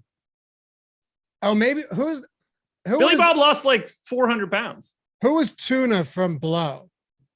I don't know. You never seen Blow? Not as many times as I've seen everything else. Ethan Suplee? Yeah, he's also incredibly skinny now. So which one died? No, Ethan Suplee is not even skinny. He's not skinny. He's yoked. So which one died? Paul Walker. Nah, Billy Bob died 2016, bro. He's done. He's dead. Did he really? I didn't mean to say he's done. 2016, Ron Lester. He got thin and then he died. Yeah.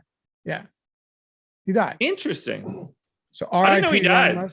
I mean, like, obviously that doesn't, It's not shocking. No. Those organs, despite everything, took a beating. It said he was 508 pounds at his peak. That is a peak. That's close to a TLC show. And when you get there. Yeah, that is a peak. He was awesome in Varsity Blues, though, man. Which peak was higher, when he stood up or when he laid down? One of them actually would look like a peak. Yeah. That dude fell, it'd be a valley.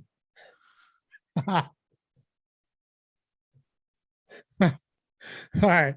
Do you think, let me get us back on track. By the way, that was good. Neutral to the field on Durant. Neutral to the field on Durant. That was good. Do you think Tobias Harris warrants consideration today, playing 40 plus minutes? Based on my exposures, no.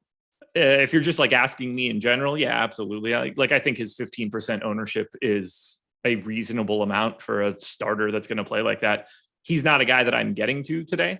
So I'm not going to advocate for him personally, but I would never tell anybody to not make a Tobias Harris lineup. Yeah. Kind of crazy. His rebounding totals have been insane. 17 rebound chances per game in this series. Very interesting to see. What's that? That's nuts. That's a lot, right? For Tobias. He's become a different player. I know. I said, the Philly faithful, was not very nice to him, particularly, when Harden came over, because he just struggled so badly. But even before that, he looks way different in the postseason. So I'd rather get to him than Maxey in this game, just because I actually feel like from a peripheral standpoint, he's safer. Where do you want to go with Embiid and anybody else for Philly? Obviously, I'm getting all of the Philly. I'm sorry. I meant Harden. I'm sorry. I'm about neutral to the field on Harden, 9,200 on DraftKings. I think he looks good. He's clearly the guy that I would imagine plays the most minutes for Philadelphia. But for now, I don't have a lot standing out from Philly outside of Embiid. I have a very, very small amount of Matisse Thybulle because he's the flat minimum 3K. But him being back, I think it nerfs a little bit of Danny Green's minutes. And then I think the prices on Harris and Maxey have just gotten to a point where there are better options in other games. Thanks for getting us north of 500 likes, too. That's how you do it, man. That was easy. That's how you do it. Yeah, rally the troops. These are our boys, and probably girl, maybe two. Yeah, I think our demo's 0.005% or something. I think our demo's 99.8% male. Last I looked. It's not great. Depending on who you are, I guess. It is what it is. Some people would be happy about it. It is what it is. I don't it's what people take interest in. It's not. It really is. There's no good or bad. It just is. You know it just is. Don't play that game with me. I think the KD and Irving thing is also a spot that we should probably hit on here, because where we have, there we go, Jamazoid, I'm a lady, and then deleted it. Nah, guess not. So change genders already. I knew you were going there. Yeah, it's that fluid nowadays, man. Let me hit on a super chat. Okay. David Posner, good point. Why don't women gamble? Some of them do. It's just largely dominated by men. It's just the way it is. Just the way it is. Bit my tongue on that one. Yeah, I just chill. I was teed up with a good one too. What do you guys think about Horford, FanDuel priced, and Boston big minutes? Well, Josh, we got word that Robert Williams will continue to come off the bench, and he's going to be limited to 24 minutes in this game. I think he'll hit that cap, or at least very, very close tonight. Yeah, I find him to be mostly meaningless today. Probably has more effect on Al Horford than anything else. No, he was asking about Horford. I was just saying that Robert Williams is going to play 24, should play 24 minutes, and is still coming out the bench for context. Gotcha. So Horford, 5,500 on FanDuel, very different play than he is on DraftKings at 6,200. Much more in play as far as I'm concerned. I think the ownership on Horford is maybe even a little light, honestly, just because 5,500 is so easy to fill out. And I see no reason why Horford couldn't get up to the bigger minutes that we've seen if this game is ultra competitive. I think they're just going to defer to getting Horford out there, assuming that they can get a win. You get to put Horford on ice for a couple days. So it's really important for them to get that win. So it wouldn't shock me at all if Horford saw extra minutes. In 30 minutes, I think he's a really good play on FanDuel. All right. What else do we have here? I just want to, all good, Butthole Jenkins. I know how you roll. We got a couple ladies in here, actually. All right. That's what's up. Bravo 90. Probably because I'm on this show. That's it. It's that new Jordan just spit his drink. Oh, come on. It's not that preposterous, Jordan. What are we doing here? Please leave. Bravo 99 said, appreciate the content. Odd Shopper is calling Durant over 6 assists. Being in a do or die situations, does he get the assists or just shoot more? I'll be completely honest with you. Like, you have to project this stuff. I have no idea, because last game should have been a do or die situation too. You go down 3-0, it's a death sentence in the NBA, right? Teams don't come back from that. Look at the record. Teams do not come back from. So last game was as much do or die as this one, and Durant attempted 11 shots. So Josh, I don't know the answer to that. I really don't. I got to project it for 7.1, so I'm team Odd Shopper in this. Right? One. No. I'm saying, that's why I said you have to project him for. Right? But I have no idea what style of basketball Durant's going to play tonight. He deferred in game 3. He might play 47 minutes and take 40 shots. He might. I have no idea. And we have one more from earlier. I lost it. What was it? It was from, you got it, Jordan. Thank you. All right. Let's talk about, that's a good segue into this. Let's talk about Kyrie and KD a little bit. Go ahead. Just out of curiosity, Laffy, how would you spell segue? S-E-G-U-E. Oh, okay. You should ask Jordan. Did I get it right? He spells it like a device I could ride around on. I had a feeling. Most people would. You didn't think I'd get it right, though, did you? It didn't really matter. The joke was going to be just to dig it into Jordan a little bit more than anything else. You're whoa. Yeah, I can spell. I got him once in a while. We get him here. Yeah. I tell you what, the like iPhone autocorrect just makes you dumber. That looks good. Yeah. I don't even notice anymore. Makes you look smarter, but makes you dumber. Aiden Jones, Powell or Young for DraftKings tourneys? What ownership projections on both? And what are fantasy projections? And I remember what that other super chat was, Jordan. Did you find it already? Oh, okay. Powell or Young for DraftKings tournaments, Josh? Let me see here. Powell or Young. Okay, so it's an interesting one because Powell is 3 times as owned as Thad Young. So depending on which DraftKings contest you're getting in sort of dictates the answer. Like, I think that I would say Young. I think Powell is probably safer. His minutes probably aren't going anywhere. Depending on how chalky your lineup is currently, if you're wildly contrarian already, then you can take that ownership from Powell. I see them as very similar plays. I like the idea of going to a little bit more Thad Young if this ownership disparity happens, because I only have these guys separated by 0.4 of a fantasy point. Okay. And then one more it wasn't any of them, oddly, Jordan, but I remember it was Boucher or Grant Williams. Boucher or Grant Williams. It's almost assuredly Grant Williams, but let me just double check. Right next to each other. They are projected for basically the same amount of ownership. I'm right around the field-ish on these guys. Grant Williams should play more. I have him in for 7 more minutes than Boucher. I'd rather just take my shot on the extra playing time. Depending on how you feel, like clearly Chris Boucher has a bigger ceiling. A little bit of it will depend on the contest. Again, I have them projected for the exact same fantasy points, so it's really difficult for me to want to pick between them. All right, so you're splitting hairs, really. 17.8 for both guys. God, please don't be news that matters. Hang out with us after the show. We're going 30 minutes late. It's Prize Picks after show. We're chilling, talking basketball and whatever else comes to mind. Little prize picks along the way. So hang out. We'll have some fun. Last super chat here. Ryan Langley. Thanks, man.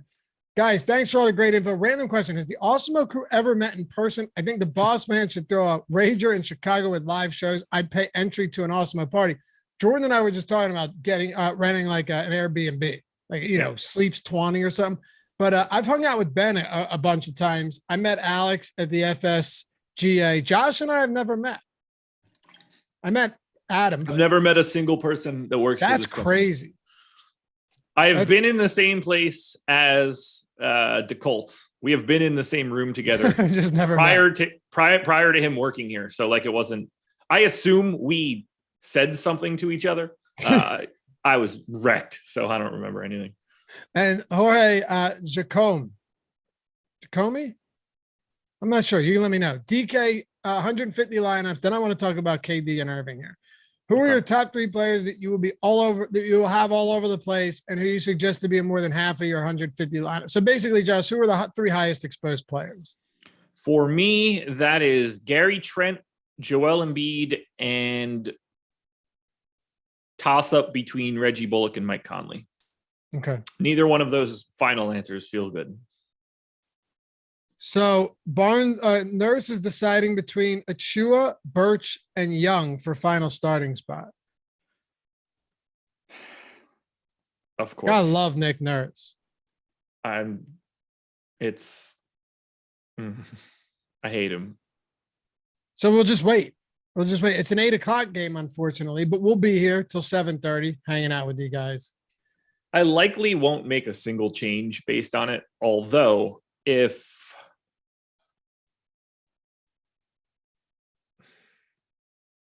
Barnes, Trent. Okay, so the 5th spot is the one up in the air. So like the 5. Well, you could just play Siakam at the 5, which if they're not going to start Young. Embiid's going to destroy. Embiid would eat them alive down low if you start Siakam at the 5. Well, if you're sending doubles over and over again, maybe that's it doesn't the thing. matter. That's the thing. But the one area Embiid was efficient last game was when Harden got him the ball down low. I'll say this much. The way that's being written is scaring me about Thad Young. The good way, at least. Like, I already got him.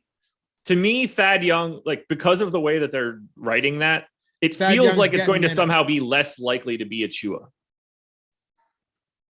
I could see that for sure. Bishop says, I don't know why everyone assumed that Achua would start. I said earlier it could be Ken Birch. I just didn't think it would be Thad Young. The question was, why is everybody assuming that it's Achua? He said, I don't know why everyone was assuming Achua is starting. I said earlier, I said it could be Birch, but I didn't assume it was going to be Thad Young. Yeah, I mean, look, they don't like to play Birch all that much. When he starts, he plays like 8 minutes, and that's it. So if they do that, it doesn't change anything for me. I think everybody just assumed it's going to be Achua because Achua plays the most out of all three of those guys. Yeah. Yeah, I see it. I mean, like, everybody in the industry assumed it was Achua. I will say, though, if Thad starts. Yeah, also that, Josh Gillum. Precious started the second half. I know. No, it was reasonable to assume Achua was starting, but with Nick Nurse, I'm never just locked in on him doing something. That's what I'm saying. I'm never just like, oh yeah, he's definitely no. It's not happening. Agreed. With Brooklyn, Kyrie and KD really have struggled, right? Oh, we have free content today. I almost forgot. I saw Jordan put it up on the screen. Good looks, bro. Player rankings for the NBA, free. MLB ownership rankings, free. NHL player projections, free. You still got a little bit of time if you're finalizing those lineups while you're hanging out with us. So be sure to check that out as well. But NBA player rankings, yeah, we got 24 minutes to lock. Do you want to get to heavy amounts of either KD? I know you said you're with the field, neutral to the field on KD. What about Irving? I'm under the field on Kyrie at 9,300. Okay. Not a guy that I have. Clearly a huge ceiling. I gave him 42 minutes, so it's not like I'm on. I probably haven't projected more than most people, 49.5 fantasy points on this one. But I got about 25% of Kevin Durant. I've got 7% Kyrie Irving. I'm just kind of hoping that game is like junked up because I'm light on Tatum. I'm light on Brown. I'm neutral-ish to Durant. I'm not all that great on Irving. Like, I'm hoping it's just a bit of a slog. I got a lot more of the ancillary pieces. Unfortunately, that would be Bruce Brown, a little bit of Seth Curry, and the guy that I'm taking a little bit of a shot on, Andre Drummond. Can Drummond get the minutes back tonight? I gave him 20. And I'm just willing to take the variance of, maybe because he's such a good per minute guy, maybe that breaks well. I don't have much to add to it. It's just sort of the way that my lineup construction worked out. I didn't expect to get Drummond, and he's there, and it's not something that I'm going back to figure out. Yeah, if Prize Picks hangs this after the starting lineup news, and it's Thad Young and not Precious Achua, I'm very happy to hit some of these unders on Achua, under 10.5 points, because then you've got, I'm off the bench, Birch, Boucher, and Thad, and Precious Achua. Yeah. I don't know how those minutes are going. Birch isn't playing if he doesn't start. I don't think he will either. I agree with you. But again, I always preface this with it's Nick Nurse. I still think, though, you're downgrading everything on Achua in the event that he comes off the bench, because Thad could play 35 minutes and it wouldn't shock me. Yeah, completely agree. If Precious Achua happens to get not put in the starting lineup and Thad does, look, Precious Achua is 4,100 on DK and Thad's 3,700. You're going to figure it out pretty easily. Exactly. And if you haven't signed up at Prize Picks yet, $100 first match deposit bonus using the promo code Awesemo, AWESEMO. Got daily prop-based contests over there. There's no sharks, optimizers, mass entries, anything like that. You're just straight up building lineups with props, right? Building out 2 to 5 players, however many you want, over or the under. There's no juice on either side. You can 10x your entry if you hit all 5. If you hit 4 or 5, you still 2x. You even make money back on 3x. So unlike a traditional parlay, you can still make money back and sustain and build that bankroll on spots that you didn't get to 100%, that you didn't go 5 for 5. Or you can do the power play where you go 4 props, and if you hit all 4, you 10x. You just don't get anything if you don't go 3 and 4. There's a lot of cool ways to do it. We've got the free Prize Picks NBA prop tool to help you make the decisions you need. And here's the kicker. Not only do you get $100 first match deposit bonus, Josh, you get a free month of Awesemo Plus Platinum when all you have to do is use the link in the description and make a deposit at Prize Picks. Full month, everything on the site, $90 value. Come on now. Can't beat it. I sell that bad boy every single day. Prize Picks, the presenting sponsor of the Process Show.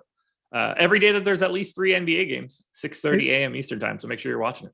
It's easy to sell something when you're like getting legitimate free stuff that's actually valuable. So yeah, it's a great sign up deal. I think the site's really good. I love the mechanism behind all of it. We've got great tools on the site for it. The Prize Picks player prop tool, fantastic. Yes, it is, and it's free all the time. Use it. Go to prizepicks.com, download it in the App Store, Google Play Store, wherever you want. Use that promo code Awesemo when you sign up. Get $100 first match deposit bonus. But anything above anything, use the link Awesemo plus Platinum. Every single tool, every single sport for free for the entire month. Prize Picks, sponsor of the Live Before Lock show. All right. Outside of Durant, outside of Irving, and you talked about Andre Drummond, do we just roll with the Seth Curry minutes today and say, you know what, he's playing big minutes right now. He's not doing virtually anything, but he's cheap enough to where we should just want to get to some of them? I think so. I got him at 32 minutes. He's 25% owned. I have 21%. To me, he's just like a guy that fills out lineups. He's not like really exciting to get to. He's not like total garbage either. You can see ways where he just, knocks down a couple threes and it doesn't take a lot to pay off that $4,400 price tag on a 3-gamer. So yeah, I'm happy to get him. He's just kind of vanilla ice cream today. Frank Vasquez, your guys' odd shopper is the best tool out there. Appreciate it, man. Yeah, it's sick because it just saves you an insane amount of time. There was one today. I was doing the NBA props video that I do Monday through Friday on our Odd Shopper YouTube channel. I'd love for you to come watch and hang out each day. We can sweat these together. But Josh, it was minus 128 on FanDuel, minus 155 on DraftKings. Like most people aren't looking for that. You don't have to. You're just fine. I'm not even doing a read or a plug here. I'm just saying. And then another was Tobias Harris. If you look at his rebound prop on DraftKings, it's 8.5 at even money. It's 7.5 on FanDuel at minus 104. That's a huge edge when you're getting numbers like that and just right in front of your face. So, yeah, you got to take advantage of that as much as you can. Do you think Dallas is a tougher team to get to today because you have Luka back and you have Brunson's price who's come down, but not to the point where it would be across, 3 weeks once it levels out, even though he did play well last game and he's still getting a lot of minutes. And then just guys like, I'm just setting this up for you so we can kind of digest it all. Guys like Bullock, who is a pretty awful per minute guy, but he's going to play the entire game. And then your random guys like Maxi Kleber, who might just shoot 8 of 10 for 3 on any given night. So in the aggregate, I have only Toronto more exposure than Dallas. Interesting. Now, a lot of that is being driven by the 63% Reggie Bullock that I have, but I got him in for 42 minutes and I assume I'm light. Like I figure he plays 44 or 46 based on the way that he's been going. So for right now, I got a bundle of Reggie Bullock. And then I'm a little bit over the field on Luka. We've got projected for 25. I've got 35. Dorian Finney-Smith is 20% owned. That's what I have. Maxi's 10% owned. I have 15. Powell's 24% owned. I have 19. So I'm working my way through those guys. The two guys that I don't have are Jalen Brunson and Spencer Dinwiddie. King Reed, Dallas energy is something serious right now. You're damn right, dude. This team's playing with a fire in the belly. Yeah, you got to ignore that, dude. Why? He's right. Oh, you should just read the rest of it then. He'll be equally as wrong over and over and over again. What's the rest of it? It was a theme in the deeper dive to start. What am I missing? What? Every other message. All right. But he's right about Dallas. They're playing. How about stack Mavs profit 68% of all lineups you play? That's a good one. Is Barnes fluid floor play on FanDuel? I don't know what that means. He's got Young for 32 minutes. That's bold. What else we got coming in here? Young gave Toronto something to cling to. I guess that's fair. Maxi fire. Could not agree less there. I could do this all day. All right. So he had a couple, though. No. Once in a while. No. Blind squirrel, nut, broken clock twice a day. You know the drill. All right. Well, King Reed, I don't dislike you. Do you, where were we even at? The Mavs are what, 2.5-point favorites today? I think that's our free bet over on the what's that handle now, Jordan? Please tell me, enlighten me. What's the new free bet handle that we have? Awesemo best. Yeah, because we're giving out a free premium pick every day that would normally be Awesemo best bets. Awesemo best bets on Twitter. Normally be in our best bets channel, our premium Discord channel for betting. Yes. I don't know, man. The only team we're more exposed to is Toronto. I get that. who are you most exposed to on Dallas then? Are we just saying, all right, fine, Dwight Powell, give me hopefully 24, 25 minutes. Reggie Bullock, give me 46 minutes. Finney Smith, give me 42, and just hope that at these prices they play enough to get there? Yeah, it's going to be Reggie Bullock season, unfortunately for me. That's the guy that he's my fourth most exposed guy. It's Trent, it's Embiid, and then it's him and Conley tied together. I don't love the Conley play. I'm just kind of banking on Conley playing 30 minutes and it not being Jordan Clarkson this time. Think we get the 600 likes here? We're at 534. See no reason we can't. No, we will. I mean, 13 likes. If we don't get 13 likes, we should never be allowed back on this show. Well, we would need actually 66. Wait, did you say 650? What? Hold on. Has mine not updated? We're at 598 right now. Oh, we're over 600. Mine said 534. Mine said 534. Well, okay. Try looking at a better screen. I guess so. 635. You seeing 635? Nope. 643. 646 now. Nope. 51. You're a second ahead of me. All right. I don't think that's how it works, but okay. 55. 55. There we go. 60. Right. Does it remind you of anything? Yes. The NBA something we're not going to have to do moving forward. Do you guys remember when we used to do during quarantine the NBA? Yeah, the COVID NBA 2K streams. If you had any idea how much shit went into us getting that synced up, but me, Ben, and Josh, and the producer, and we'd have to sit there and sync this up for like 20 minutes before it actually worked because none of us were in line. So we'd have to pause it. Look at chat. We'd have to pause it at every opportunity. And then once you finally got it, it was so rewarding. All right. So let's talk about some other spots. I think we've covered a lot so far, kind of moving around this slate. What have we hit on? All Brooklyn, Philly, Toronto, Dallas. We hit on some of Boston. How do you prioritize Tatum today?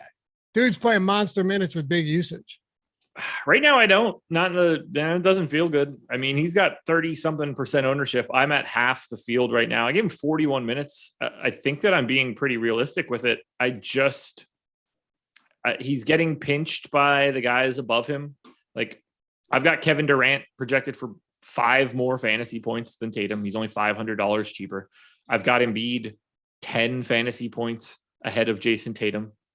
Hope the thumb feels good. I've got Luka Doncic 9 fantasy points ahead of him, 10 close to it if you round up.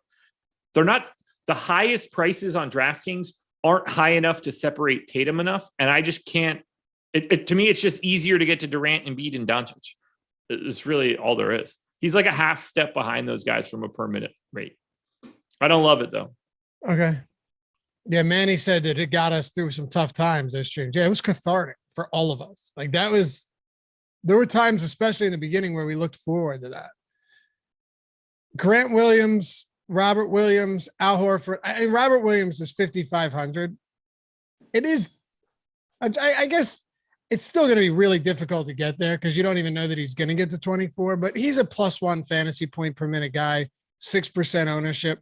Maybe he pops off and just goes nuts in 24 minutes. Anything's possible, Josh, but yeah. Marcus Smart's the second highest owned Boston Celtic behind Jason Tatum. Him and Jalen Smith neck and neck there around 26%. I've got these Boston guys basically all the same. 15% Tatum, 16% Brown, 13% Smart, 13% Grant Williams. I'm not getting to anything else from Boston. I have less Boston than any other team, and it's not close. Which could work one of two ways. Like maybe they play bad and this series moves on, and like those starters don't play a ton. So if I'm going to do it, like I'm happy to do it the full way. And maybe Brooklyn gives up on this game and you get the exact opposite sort of scenario where this one's just over and Brooklyn basically gives up. So that's what I'm sort of hoping for. I'm hoping for a non-competitive game. It's so impossible to predict something like that. People say, oh, they're going to lay down or they're going to fight. You have no clue. No clue. Well, I mean, all that stuff's stupid. So Jaylen Brown, how much do you have of him right now on your crunches? 16. What about Smart? Just to see where you are against the field. 13. Okay. So you're definitely underweight on Boston. Yeah, very light. All right. Oliver, tons of Curry and Drummond on DraftKings. Should I be scared? Yeah, yes. Probably. Yeah. I have them both as well. Like, so I'm scared with you, but right. I think Drummond is the type of guy today that could like have a bit. It's the per minute thing. Those are the types of guys that could have really, really variant outcomes. Nelson Resto with a fun question. Ja Morant won most improved player. You agree? Question mark. I mean, sort of. Who else? It's a really dumb award. I can't even remember. Who else would it have been?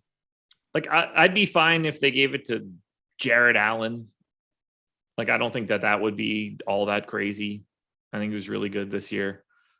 Like Desmond Bain, his own teammate. That's a good one. If you want to go that way. Darius Garland. Like, I don't have a dog in the fight because Garland's a great one. Yeah, I think they're all right. Like, did Ja Morant improve dramatically since last year? Yes. Is he the type of guy that you expect to improve dramatically from his second year to his third year? Yes. So I don't know what like the balance is there. It's the least interesting award to me because there's no real context to it. Agreed. Yeah, there's some good answers in here. Jordan Poole being one of them. I don't know if he had the resume across the entire season to get there. No, Poole's not close. No. That's not to invalidate what he's doing and like what he's going to do moving forward, but it's like just you need more games. You can't give him that on the regular season. You need more games. Yeah. Yeah. Kevin, do you think, and we're going to talk about Clarkson after this too. I want to get into some Jordan Clarkson conversation here, Josh. Do you think KD fantasy points go up this game? He has not been worth it at all. Well, your second part is right. I don't know, dude.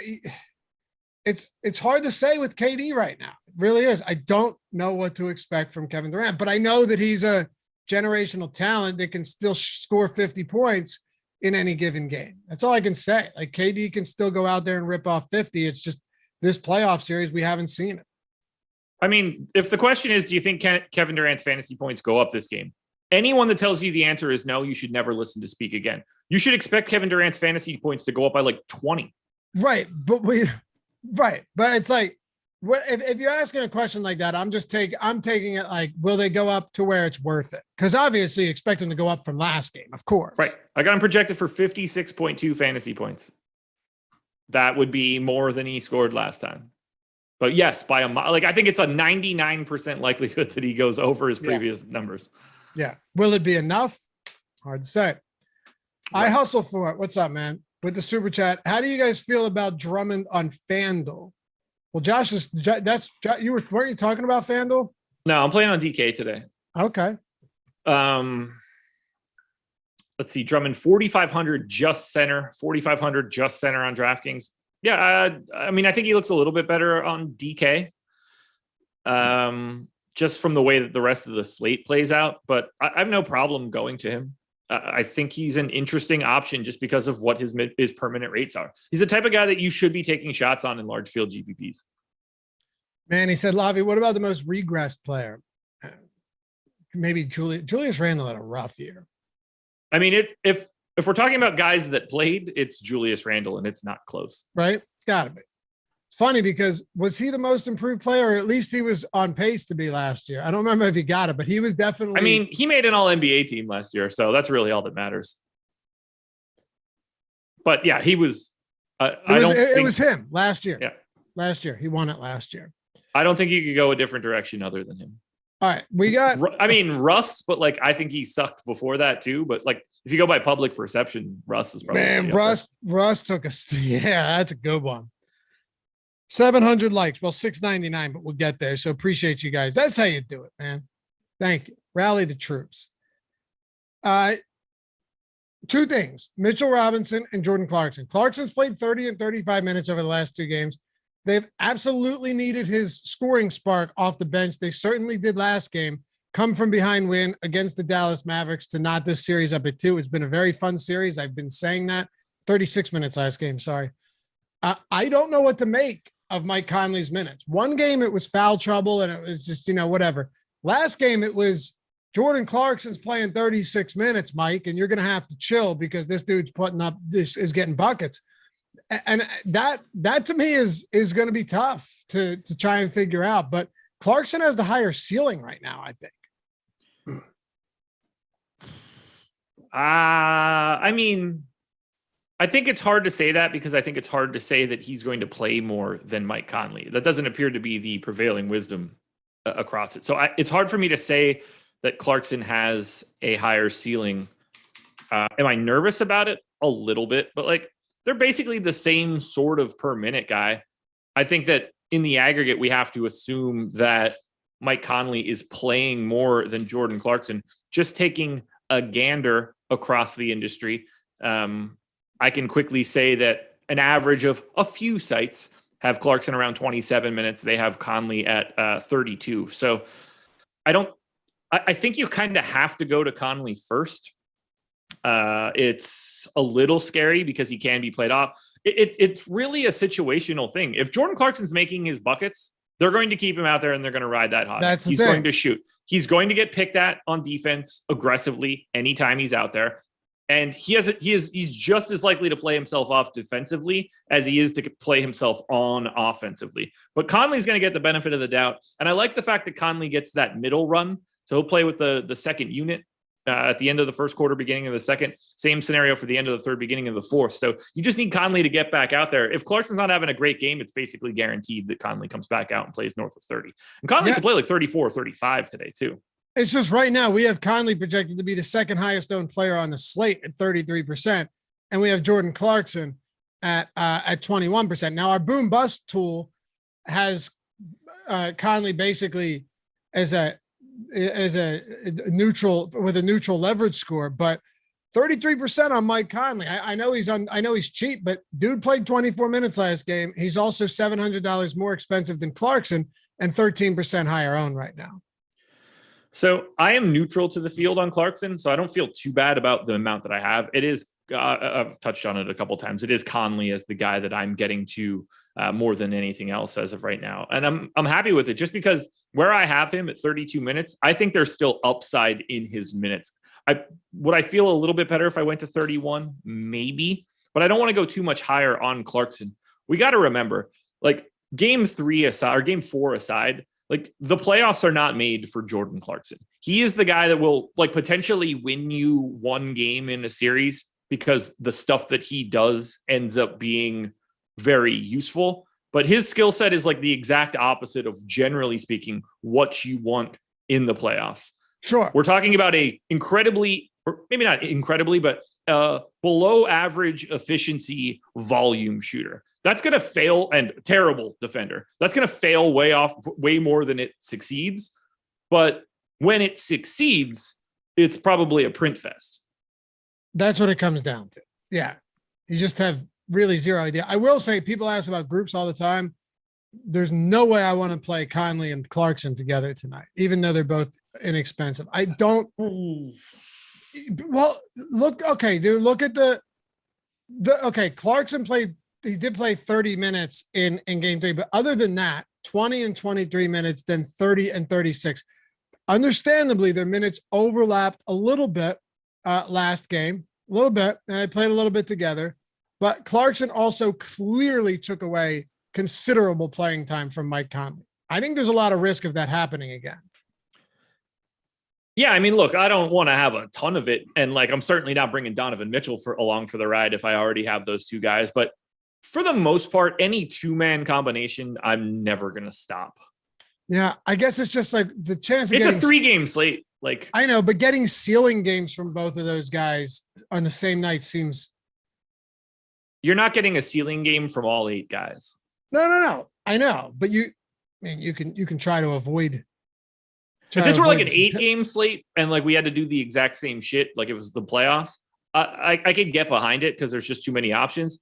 There's nothing when push comes to shove. If Mike Conley scores 34 fantasy points and Jordan Clarkson scores 28, none of those numbers are crazy. They can very easily both be in the winning line. That's fair. I think there's also just a lot of guys in that price range today that profile is pretty decent plays though. So I agree with you there.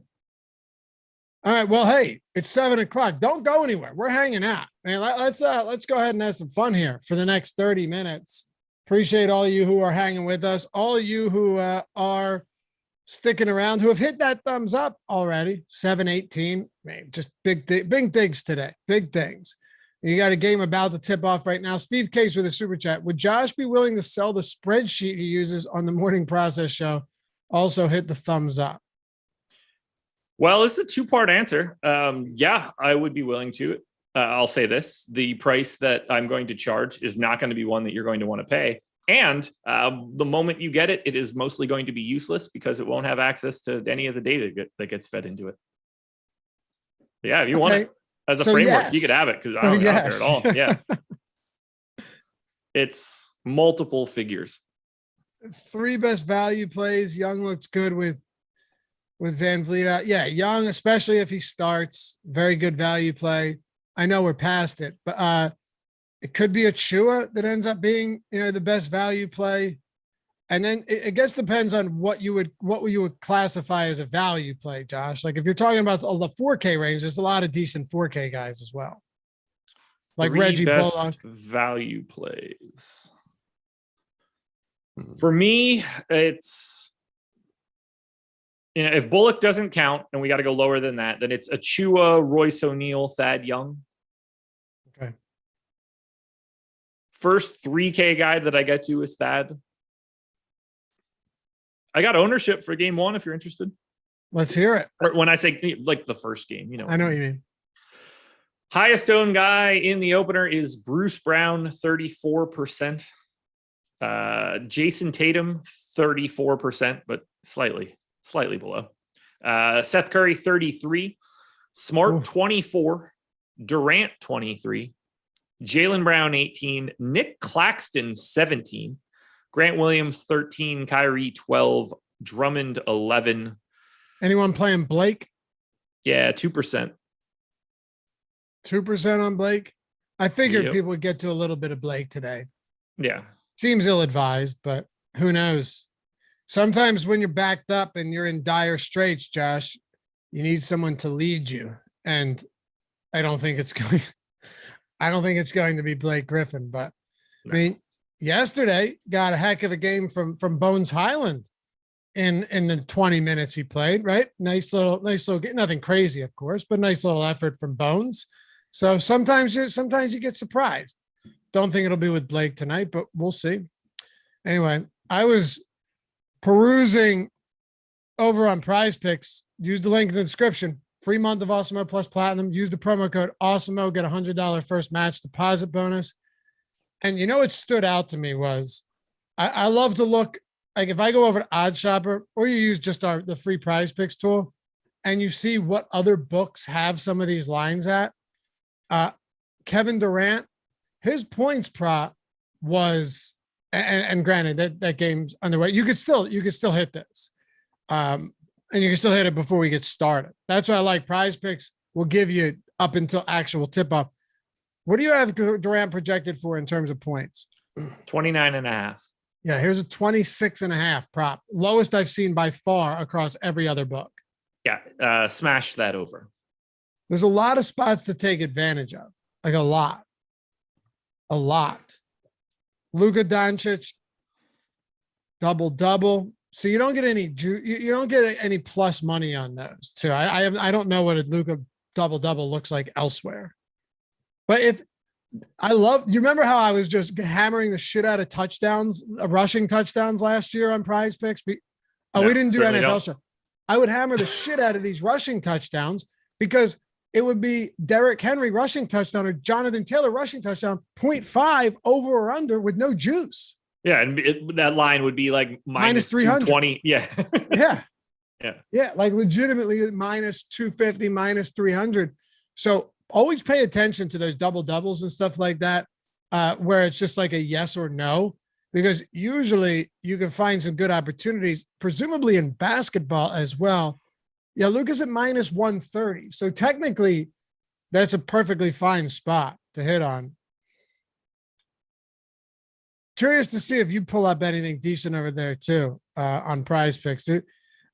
Dude, there's so much. Pascal Siakam is minus 155 on 5.5 assists everywhere. Here's just 5.5 assists. Should be at 6.5. It's not. I got him at 7.1, so I'll take that one too. Yo, you know what I was looking at today that really was strange to me? Maybe I can get your take on this. Maybe I assume it's not the Rip sticker that I found on the back of that car. But that was pretty sweet. Yeah. Rip's the man. So, and maybe Chad has some opinions. I'm always happy to hear him. Same with Josh. No, I'm not. So I like when Chat interacts. We have fun around here. So I was looking at Jason Tatum rebounds, right? And we had him projected for 8.5, which I actually understand on the 6.5 rebound prop, but I actually stayed away from it because I went into some, player tracking stats over on NBA stats, which can be helpful, especially when you're looking to get into some prop betting, really dig deep. And on the season, he averaged about 12 rebound chances per game. Average distance of rebound was 6 feet. In this postseason series, he's averaging 9 rebound chances per game, but his average distance on rebounds is 11 feet. That's normally, like I said, small sample, whatever, not a big deal. 11 feet compared to 6 feet on rebound distance. Is he playing further away from the basket in this series? It's a big difference. And he's playing 40 plus minutes per game. Yeah, I don't really know how to read into that. It's not a stat that I've ever looked into. I know normally it wouldn't seem important, but I'm saying it's not important with bigs, but sometimes with forwards, you can actually look at something like that and glean something from it. Are they playing further away? And I don't know. I thought it was. Yeah, I don't. That's something that I would actually want to look at. Yeah, like Jordan said, he's guarding KD. So I'm saying, could that be it? Could he just be out at the perimeter more? It's possible. I think those things can get interesting. You don't want to put too much weight into it, but no. But it is interesting. Could be it. I don't know. All right, here we go. 6-2 Boston. Oh, wait, we got an early start? I'm watching it right now. Kyrie right. Didn't go to the pick and roll on Drummond. Drummond not moving great. KD, no. Drummond hasn't been moving great. Oh, he's moving even worse. Get the rebound, please. Drum. There it is. Big rebound. Andre. Who needs to move? Do you think the sweep happens tonight? I hope so. I think there's a very good chance that it does. It's a close. Well, what was the line? It's like a 48% chance that it happens or something. That's what I'm saying. That's what I mean. That's what I say. A very good chance. There's no real lean one direction or another. But if Kevin Durant, I want everybody's thoughts on this. I fucked up. You're going to say no. You're going to say no to this. Okay. But I want not just your opinion, but what you think the public will see. And Jordan, I want you to put a poll out on this. We still have 1,100 people hanging out with us. Josh, if Kevin Durant's Nets get swept tonight, and he has another bad game, does it affect his legacy, given particularly that there is a large contingency out there that believe he would never have gotten the finals by being the top guy and could only do it by joining a super team with the Golden State Warriors? No, it changes nothing. Well, it should change nothing. It should change nothing. It will change public perception. Well, then that means that I know that I'm right. Kevin Durant will retire as one of like the 15 best NBA players ever. If you want to look at him like he's Karl Malone, go for it. I think you're absolutely wrong on this. It will change. He's still going to go down as one of the best players ever, but it absolutely getting swept out in the first round. You think it has no impact at all? Yes, correct. LeBron. What's KD supposed to do differently here? LeBron wouldn't have got swept. Here we go. I don't think you're allowed to say LeBron wouldn't get. I think you got to use Jordan in this example because people will be like, "Oh, LeBron would too." I'm clearly trolling you on that, but yeah, I think it affects him. No, not at all. Not to me. No, it should be a non-starter. If he won a finals this year, would it affect his legacy? It shouldn't. What? Like, I don't think what's affected how? Like, he's already an inner circle first ballot Hall of Famer. I can't make him better than that. You can't? No, he's just already one of the best players to ever play basketball. Like, I don't move him from like 15th to 2nd because he wins the title this year. So what if Kyrie Irving gets vaccinated at the start of the season and James Harden's just there and those three guys continue to beat the living shit out of everybody they play when they're all on the floor together, it's not all that surprising, and people aren't going to give him the credit that he's supposed to have anyway for it. All right. So what if you took away 4 championships from Michael Jordan? Would it not affect him at all? 4? Yeah. Yeah, I think that might matter.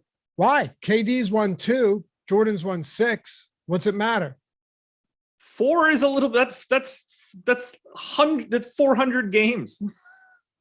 Yeah, you just took it away from them. They lost in the first round and a couple of them, and they just didn't make it. Dude, that's Jordan's championships are like the only reason that everybody cranks him constantly. So then why wouldn't it change for KD?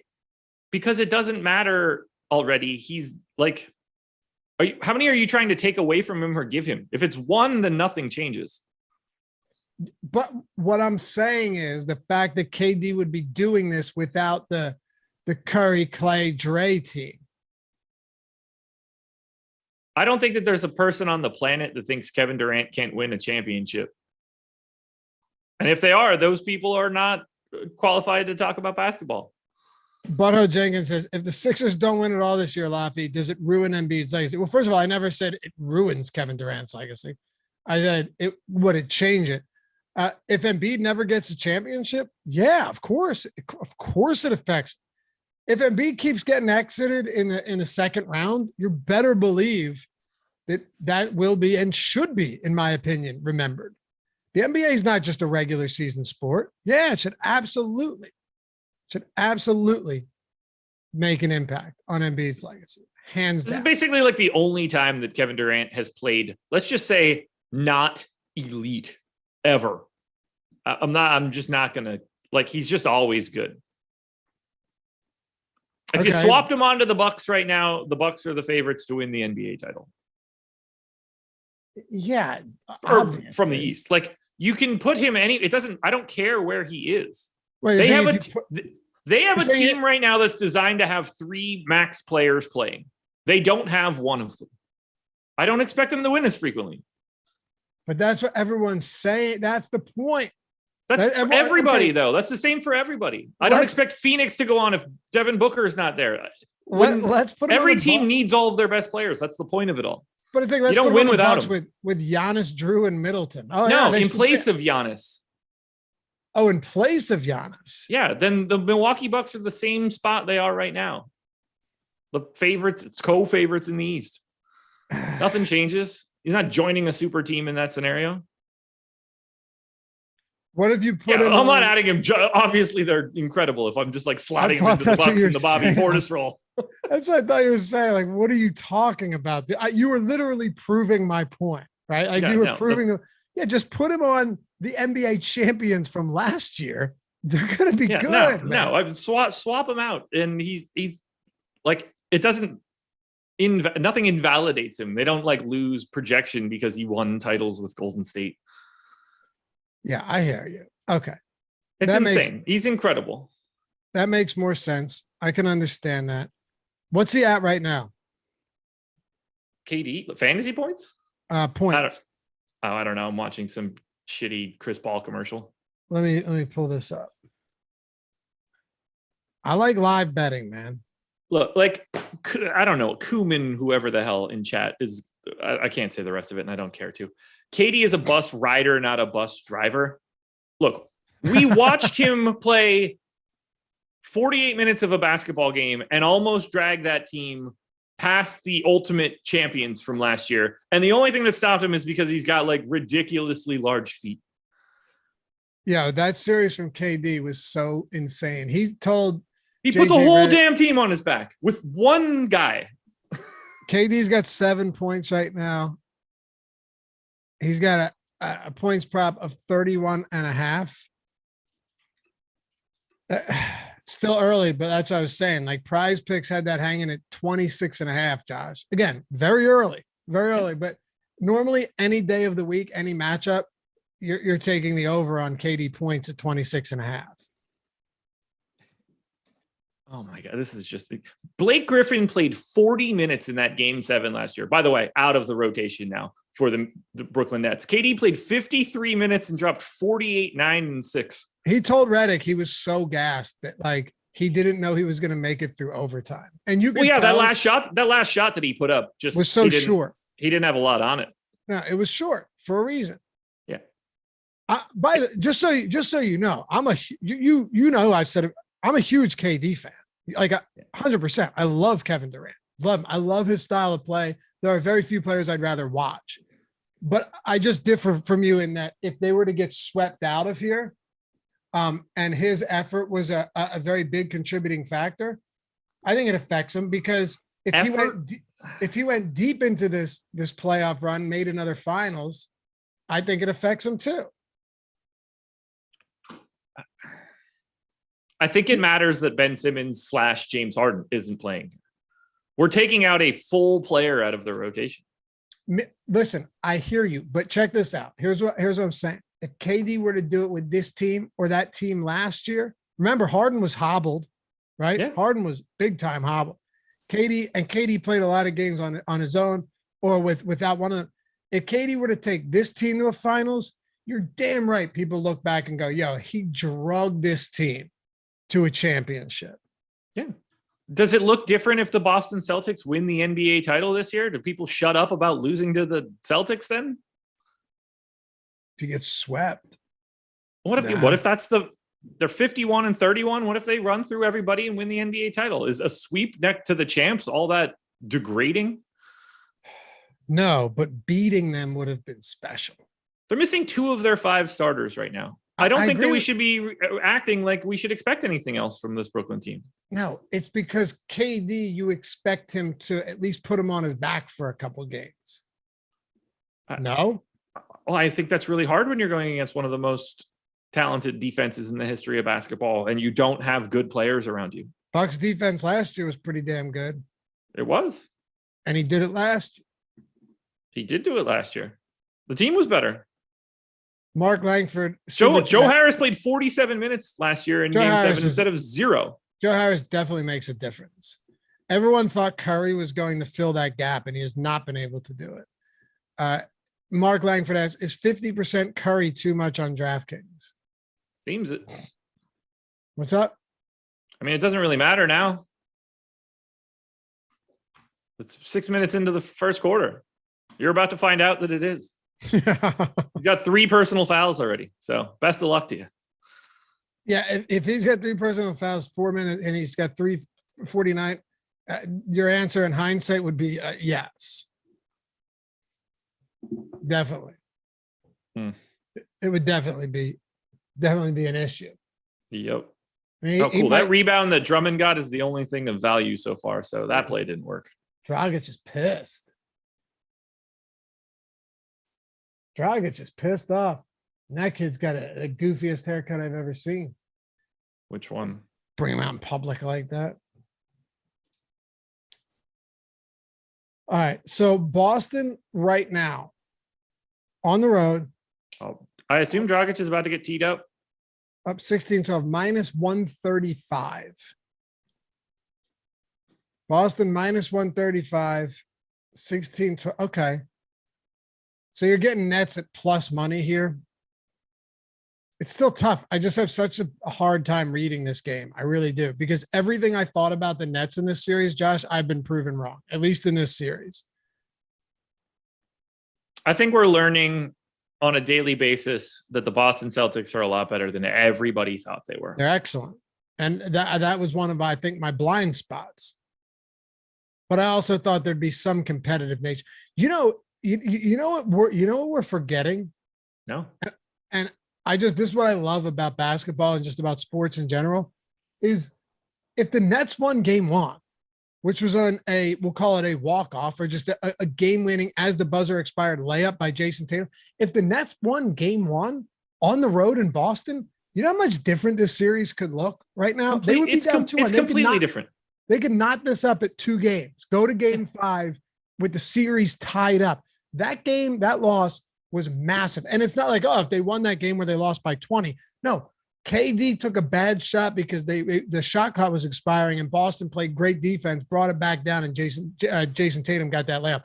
What a huge turn of events that was. Yeah, he spins 0.3 of a second slower and they lose. Yep. Yeah.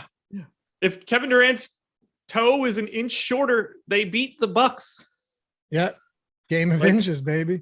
It is. It's a game of inches. I think we should give some credit to Daniel Tice too. He's played a good series. He has. He's played good minutes with Robert Williams out, and they needed someone that could soak up a little bit of run and not be a liability. This is someone who was a DNP-CD most nights on a Houston team that won like 12 games or whatever it was. Yeah, I mean, I hated that trade when it happened. I didn't really understand why they were taking on the salary. It clearly worked out for them. But to me, that's just an indictment on having Luke Cornett, Juwan Morgan, Fitz, Hauser, Nick Stauskas. Like, to me, it was just sort of like poor construction of needing to get him. They gave him away last year in an also awful trade, in my opinion. I don't like the transactions that happened around Tice, but he's got 6 boards right now in the first. I'm telling you, 7 minutes. He's been pretty decent. Yeah, he's been pretty decent. You're not expecting him to be the next, the next star big man, but filled in admirably. He's going to be playing very little moving forward. I agree. But he's filled in admirably. He's got 6+ boards in all of these games. He dropped 15, 6, and 2 in that game 2 win.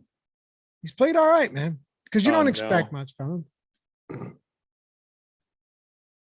Sean says, what is going on with this Bruce Brown rotation? So weird. Where's he at? Oh yeah, he came out before Curry. Yeah, he came out at 336. This just might be an attempt for Nash to stagger guys, try things differently, especially with Curry probably already having 2 fouls in that instance, I would assume. He's 3. No. I'm saying when Bruce Brown came out before Curry. Bruce Brown came out at 336. Bruce Brown came out before Curry in the last game too. Right. So it's probably they're just staggering, right? Let's see. Seems Brown, like no, it's not about him coming out. He does it every time. So no, it was. I know it was. He was asking about the fact that he played such few minutes in the opening rotation. Yeah, I don't know. Like he's played 6 and 7 this one. I'm saying they probably just want to stagger these guys a little bit more to make sure that someone decent's on the floor along with KD or Irving. I'm assuming he's fine. I haven't gotten any reports that he's hurt or anything. So no, much ado about nothing. He'll be back and he'll play big minutes. Nothing to worry about there.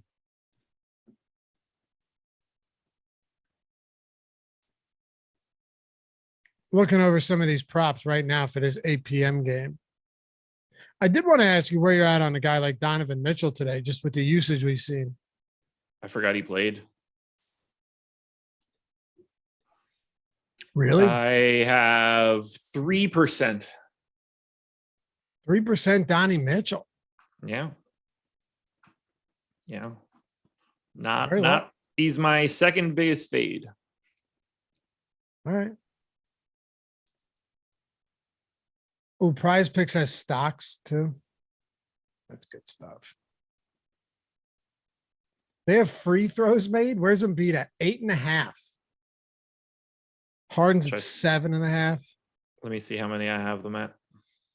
Yeah, how many free throws you got Embiid at? Oh God, I don't know where that column is. Right here, right. Free throws, Joel Embiid. Free throws made. I got him at 10.6. So you like that? You like that over 8.5 on Prize Picks? Seems it, yeah. I have Harden at 6.9. Prize Picks has him at 7.5. Okay, yeah. Give me Embiid here. And there's probably like an adjustment that should be made for like the way that he has to play during the playoffs. Grant Willie. God, you're far behind. We're aware of this. You're watching it on cable. I'm streaming it on Hulu. We played this game before. It was last year. We know how this works. Yeah. I don't have the antenna plugged in for this. Man, you're lagging, man. You're like a minute back. If only there was a service where we could watch this together at the exact same time. And stream it to all of our closest friends here on the internet. God, that would be interesting. That would be interesting. Who do you want to win the NBA title, not the Sixers? Someone said burping right into the mic. Yeah, when we do this after show, I become far less not to say that I'm coming a suit and tie for the regular show, but I definitely I let it rip, Josh. Who do I want? Who do you want to win the NBA title? Like other than the Sixers, obviously, right? Yeah, that was the second thing I said. Well, I asked you what you said, and you only told me half of it. So what am I supposed to do? I rewind it. When you Adam. Who do I want to, or who do I think can win it? And I want to. Who do you want to win it? The Mavs. Okay. I love what they're doing, man. Like I love that they stay competitive and got 2 wins without Doncic. Yeah, me too. I mean, I want them to win too. I like Utah though. That the real problem here is that it's 2 teams that I want to win moving on because of how much everybody hates Utah and Gobert. I desperately cheer for Utah, but I also want would that Luka be your succeed. team? Would that be your team? Do you want to win? Who do I want to win the NBA title? Same question you asked me, pal.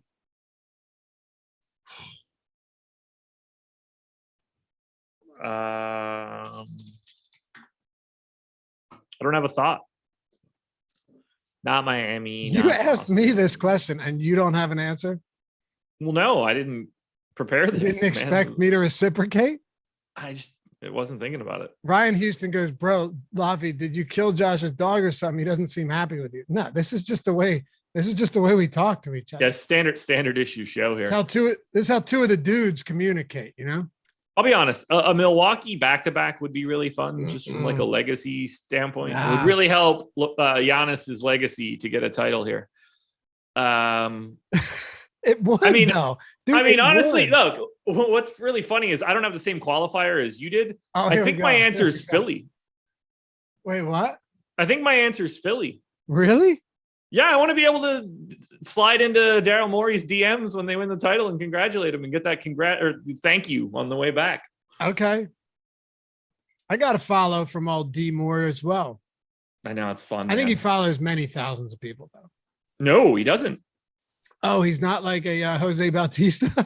No, he's not a serial follower. He follows 2,900 accounts. That's not all that. That's not a lot. Not a lot. I remember when Adam came into our group chat on Slack. Yeah, chat will appreciate this. And it was, who's the comedian? Oh, it was oh wait, now I don't know where you're going with this. I thought you were just going to talk about Adam realizing that Morey followed him, and we were all just like, yeah, us too. No, it was better than that because it was a comedian that's like well known. Anyway, he's doing. I just got followed by so and so. And I went and looked because I'm like, I wonder if he's 250,000 people. He follows like 120,000 people. Yeah. Yeah. I don't remember who it was either. So why would you like Philly? I like Morey. I want him to be successful and get a ring. He's like the most me of like GMs. Like analytically driven. Were you a Were you a Hinkie fan? I was a huge Sam Hinkie fan. Huge. Okay. Huge. Yeah, I'm all about that. Dude, this was years ago when Hinkie. He better be on a boat or on a car riding through Broad Street if they win a title. Hell yeah.